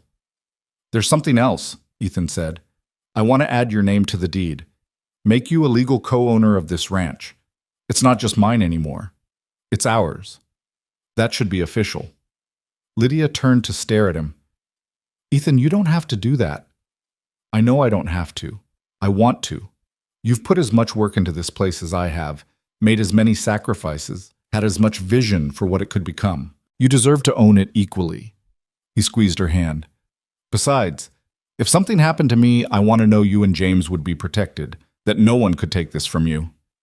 "Nothing's going to happen to you," Lydia said fiercely. "Probably not. But life is uncertain. We both know that better than most." His expression was serious. "Please, let me do this. Let me give you the security you've never had." So they made the trip to Silver Ridge the following week. James bundled in a basket between them and filed the paperwork that made Lydia Hale Cole the legal co-owner of the Triple Creek Ranch. Walking out of the courthouse with that document felt almost as momentous as their marriage certificate had. "How does it feel to be a landowner?" Ethan asked as they drove home. "Terrifying," Lydia admitted, "and wonderful. And like I finally have something no one can take away." "No one will ever take anything from you again," Ethan promised. "Not while I'm breathing." As summer progressed into fall, James grew from a newborn into a baby with personality, quick to smile, especially at his father, and already showing signs of the stubborn determination that characterized both his parents. Lydia chronicled his developments in a journal, wanting to remember every moment of this precious time. The ranch thrived. They hired another hand, a Mexican man named Carlos, who had years of experience with cattle and taught them techniques they'd never considered. The garden produced abundantly again, and Lydia spent long days preserving food for winter, James in a basket nearby where she could watch him while she worked. It was Carlos who first noticed the strangers watching the ranch. He mentioned it to Ethan one October afternoon, his expression troubled. "I've seen the same two men on the eastern ridge 3 times this week," he said. "They're watching the herd, the house. Could be rustlers, could be something else. But it's not casual." Ethan's expression hardened. "Show me where." That evening, he took his rifle and rode out to investigate. He returned after dark, his face grim. "It's Thornton's men," he told Lydia, who'd been pacing the kitchen in worry. "I recognized one of them from town. They didn't try to hide once I confronted them, said they were just surveying the area." "What does that mean?" Lydia felt cold fear creeping up her spine. "I thought we were done with him. The marriage, the baby. I thought he'd given up." "So did I." Ethan set his rifle aside and pulled her close. "But apparently not. I'll go into town tomorrow, talk to the marshal, make it official that they're trespassing. Whatever Thornton's planning, we'll deal with it." But the marshal, when Ethan spoke to him the next day, was less helpful than hoped. Thornton had recently made a substantial donation to the town, funding a new schoolhouse, and his influence had grown accordingly. The marshal promised to look into it, but made no commitments beyond that. "He's going to come at us sideways," Ethan told Lydia that night. "Can't attack you directly anymore. So he'll go after the ranch, the business, anything he can touch. Then we protect everything we can and prepare for whatever comes." Lydia's voice was steady, despite her fear. "We've survived worse. We'll survive this." The attack, when it came, was more insidious than either of them expected. Rumors began circulating in town, whispers that the Triple Creek cattle were diseased, that buying beef from the Coles was dangerous. Orders that had been promised were mysteriously canceled. Merchants who'd been friendly became suddenly cool. "It's Thornton," Tom reported after a trip to town for supplies. "He's spreading lies, pressuring people to boycott anything connected to this ranch. Says he's protecting the community from—" He hesitated. "From what?" Ethan demanded. "From folks of questionable character who can't be trusted." Tom's face was red with anger. "It's horseshit, begging your pardon, ma'am. Everyone knows it. But he's got money and influence, and people are scared to cross him." The financial impact was immediate and severe. Without buyers for their cattle, their income dried up. The mortgage payment on the expanded herd was coming due, and they didn't have the funds to cover it. Lydia spent a sleepless night going over the books, trying to find a solution. In the morning, she presented her findings to Ethan with grim determination. "We have 3 options," she said. "We can sell the cattle at a loss to buyers outside the territory, which would barely cover the mortgage but leave us with nothing for winter. We can default on the loan and lose the herd entirely. Or we can fight back." "Fight how?" Ethan asked. We go over Thornton's head. Silver Ridge is bigger than Copper Springs, less under his influence. We find buyers there, establish contracts, bypass the local market entirely. It means more travel, more work, but it would free us from dependence on people he controls. That's risky. If we can't find buyers, we will. Lydia's confidence was absolute. Our cattle are healthy, our prices are fair, and people in Silver Ridge don't care about Howard Thornton's vendettas. They care about good beef at good prices. We can offer that. It was Carlos who made the plan possible. He had family in Silver Ridge, including a brother-in-law who owned a butcher shop and had connections throughout the region. Within 2 weeks, they'd secured contracts that not only matched their previous sales, but exceeded them. When Thornton learned that his boycott had failed, that the Coles were not only surviving but prospering, his fury was apparently spectacular. The marshal came to the ranch personally to warn them. Thornton's making noise about taking legal action, Marshal Davies said uncomfortably. Claims you've defamed his character, damaged his business reputation. It's nonsense, but he's got lawyers and money. Let him try. Ethan's voice was cold. We've documented everything. His harassment, his false accusations, his attempts to destroy our business. If he wants to make this a legal battle, we'll bury him in truth. I'm just saying, be careful. Man like that, when he's cornered, he gets dangerous. The warning proved prophetic. A week later, fire broke out in the northern pasture, deliberately set to spread toward the ranch buildings. Only Carlos's quick action and the presence of the 3 creeks that gave the ranch its name prevented catastrophe. They managed to contain the fire, but 10 acres of prime grazing land were destroyed. This has to stop, Lydia said, staring at the blackened earth the next morning. James was on her hip, and she held him tighter than necessary. He's going to keep escalating until someone gets hurt. I know. Ethan's jaw was tight. I'm going to end this, today. He rode into Copper Springs that afternoon, but he didn't go to confront Thornton. Instead, he went to the bank, to the mayor's office, to the newly built schoolhouse that Thornton had funded, and he told the truth. All of it. About the harassment, the false accusations, the attempts to destroy their business, and now the arson that could have killed people. Howard Thornton is a dangerous man, Ethan told the assembled town council. He's trying to destroy my family because my wife refused his inappropriate advances over a year ago. Everything that's happened since stems from that, from his wounded pride and his need for revenge. And it won't stop unless you, as community leaders, make it stop. These are serious accusations, the mayor said carefully, with serious evidence to back them up. My wife isn't the only woman he's harassed. I've spoken to 3 others in town who've had similar experiences but were too afraid to speak up. I have documentation of the business interference, witness testimony about the fire. I'm not asking you to take my word for it. I'm asking you to investigate and see the truth for yourselves. The investigation, once begun, uncovered more than even Ethan had known. Thornton had been systematically harassing women throughout the territory, using his money and influence to silence them. He'd destroyed multiple businesses that competed with his interests. He'd bribed officials and manipulated contracts. When the territorial marshal finally arrested Howard Thornton on charges of arson, fraud, and criminal harassment, the whole territory seemed to breathe a collective sigh of relief. The trial was swift, the evidence overwhelming. Thornton was sentenced to 10 years in the territorial prison and ordered to pay substantial restitution to his victims. The day the verdict came down, Lydia stood on the porch of the Triple Creek Ranch, watching the sun set over land that was truly, finally, safely theirs. James was asleep inside, and Ethan stood beside her, his arm around her waist. "It's over," she said wonderingly. "It's really over." "It's over," Ethan confirmed. "He can't hurt us anymore. Can't hurt anyone anymore. I keep waiting to feel triumphant, but mostly I just feel tired." "That's because you're a decent person. Revenge doesn't actually feel as good as people think it will." He kissed her temple. "But justice feels right." The years that followed were marked by steady growth and deepening contentment. James grew from a baby into a toddler, then a young boy who followed his father everywhere, asking endless questions and showing early signs of inheriting Ethan's love for the land. Lydia gave birth to 2 more children, a daughter they named Sarah, after Ethan's first wife, and another son they named Thomas, after Lydia's mother's father. The Triple Creek Ranch became one of the most successful operations in the territory. They built a larger house, though they kept the original structure as a testament to where they'd started.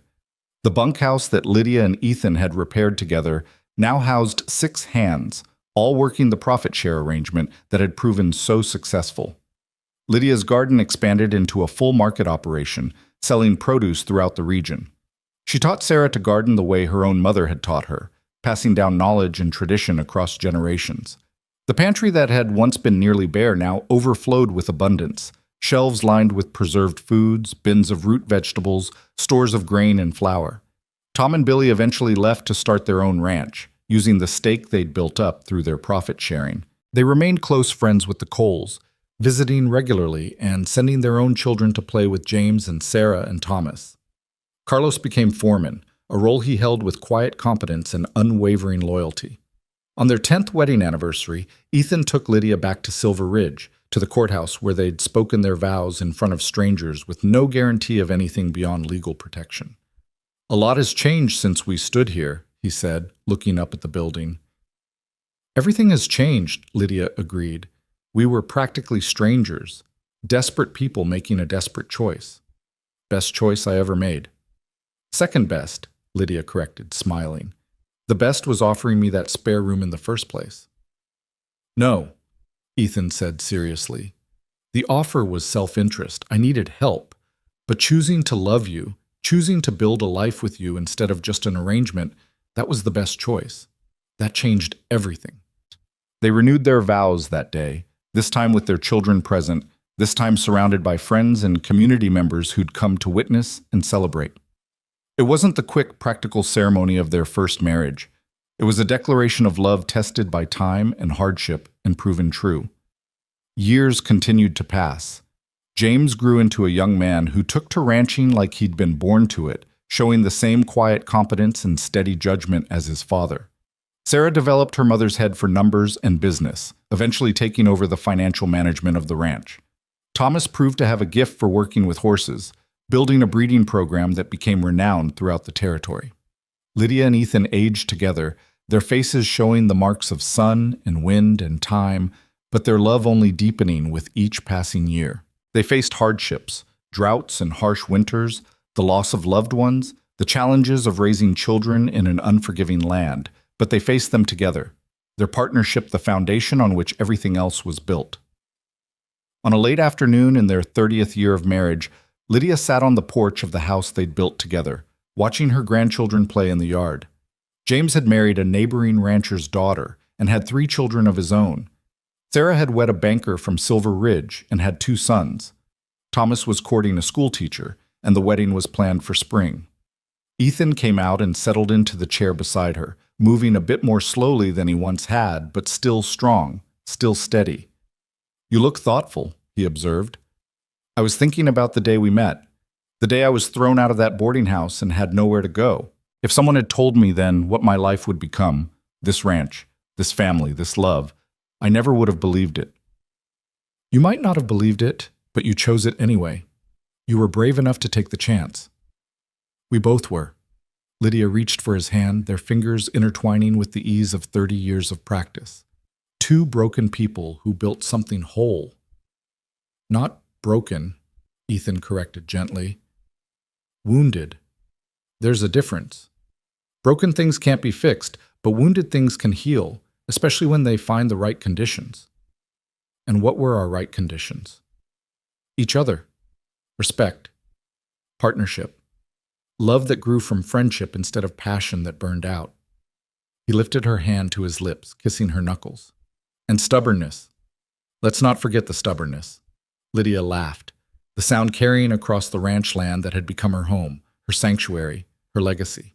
In the distance, she could see the mountains painted purple by the setting sun, the same view she'd had from her small room that first night when she'd arrived with nothing but a worn carpet bag and desperate hope. That room was still there, though it was used for storage now. Sometimes Lydia went in and stood by the window, remembering the woman she'd been, frightened. Uncertain of everything except that she wouldn't give up. She liked to think that young woman would be proud of who she'd become, of what she'd built. Do you have any regrets? She asked Ethan suddenly. He was quiet for a moment, considering seriously as he always did. About us? Not one. About Sarah's death? About the years of loneliness before you came? About the hardships we've faced? Yes, I regret those. But they brought me to you, so I can't regret them too deeply. He turned to look at her. You? I regret the pain that brought us together. I regret Howard Thornton and what he tried to do. I regret that I ever had to feel unsafe or unwanted or afraid. She squeezed his hand. But I don't regret where those experiences led me. I don't regret this life. I don't regret you. Their grandson, James's eldest boy named Ethan, after his grandfather, ran up to the porch, breathless and excited. Grandma, Grandpa, come see. Pa says the new foal is born, and it's the prettiest thing you ever saw. We're coming, Lydia said, rising with only a slight stiffness in her joints. They walked together toward the barn, their hands still linked, their steps matched by long practice. The ranch bustled with life around them. Children playing, hands working, animals grazing, gardens growing. Everything they'd built, everything they'd fought for, everything they'd loved into existence. That night, lying in bed with the windows open to the cool spring air, Lydia thought about legacy. Not just the land or the business or the material wealth they'd accumulated, though those were significant, but the real legacy, the family they'd created, the love they'd demonstrated, the example they'd set of partnership and perseverance. James and his wife had the same kind of relationship Lydia and Ethan had built. Equal partners, mutual respect, shared purpose. Sarah and her husband had weathered hardship together and emerged stronger. Thomas was choosing a woman not for beauty or fortune, but for character and compatibility. We did it right, she whispered into the darkness. Beside her, Ethan stirred. Did what right? Everything. The marriage, the children, the ranch. We took something that started from desperation and trauma and fear, and we made it into something beautiful. We broke the cycle. Our children don't carry our wounds, they carry our strength. Our grandchildren too, Ethan added. They'll never know what it's like to feel unsafe or unwanted. They'll grow up knowing they're loved, that they belong, that they have a place in this world that no one can take from them. It was, Lydia thought, the greatest achievement of their lives. Greater than the successful ranch, greater than the financial security, greater even than the love they'd found together. They'd created safety for the next generation. They'd given their children and grandchildren the foundation they themselves had never had. Years later, when Lydia was an old woman with silver hair and Ethan's hands had become gnarled with arthritis, they still sat on that porch every evening, watching the sun set over the land they'd built together. Their children were grown with children of their own.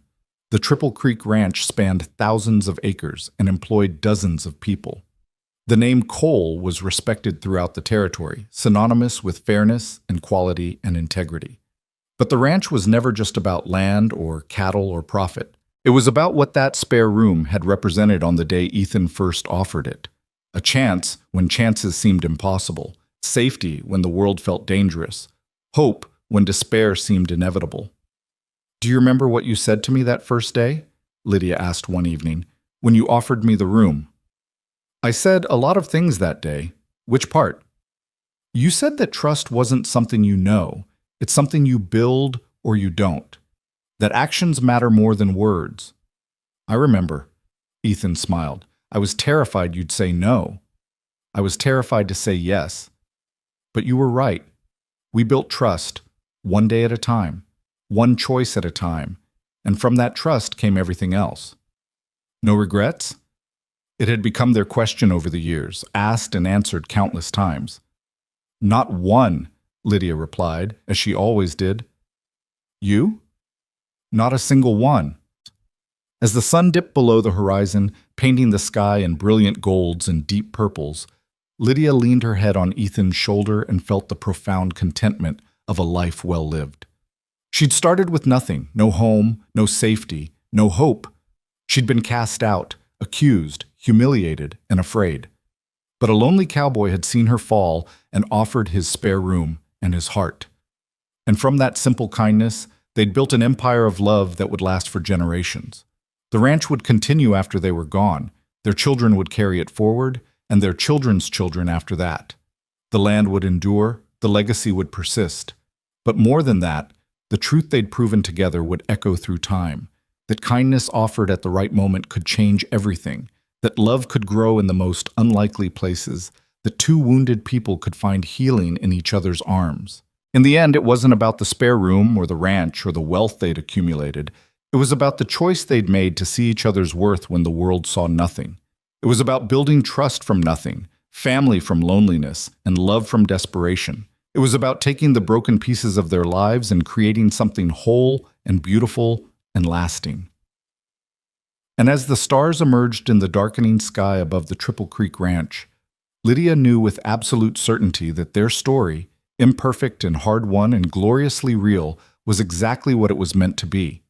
A testament to courage, a celebration of love, and proof that the best things in life often come from the moments when we're brave enough to accept help, wise enough to offer it, and strong enough to build something lasting from the ashes of what was lost.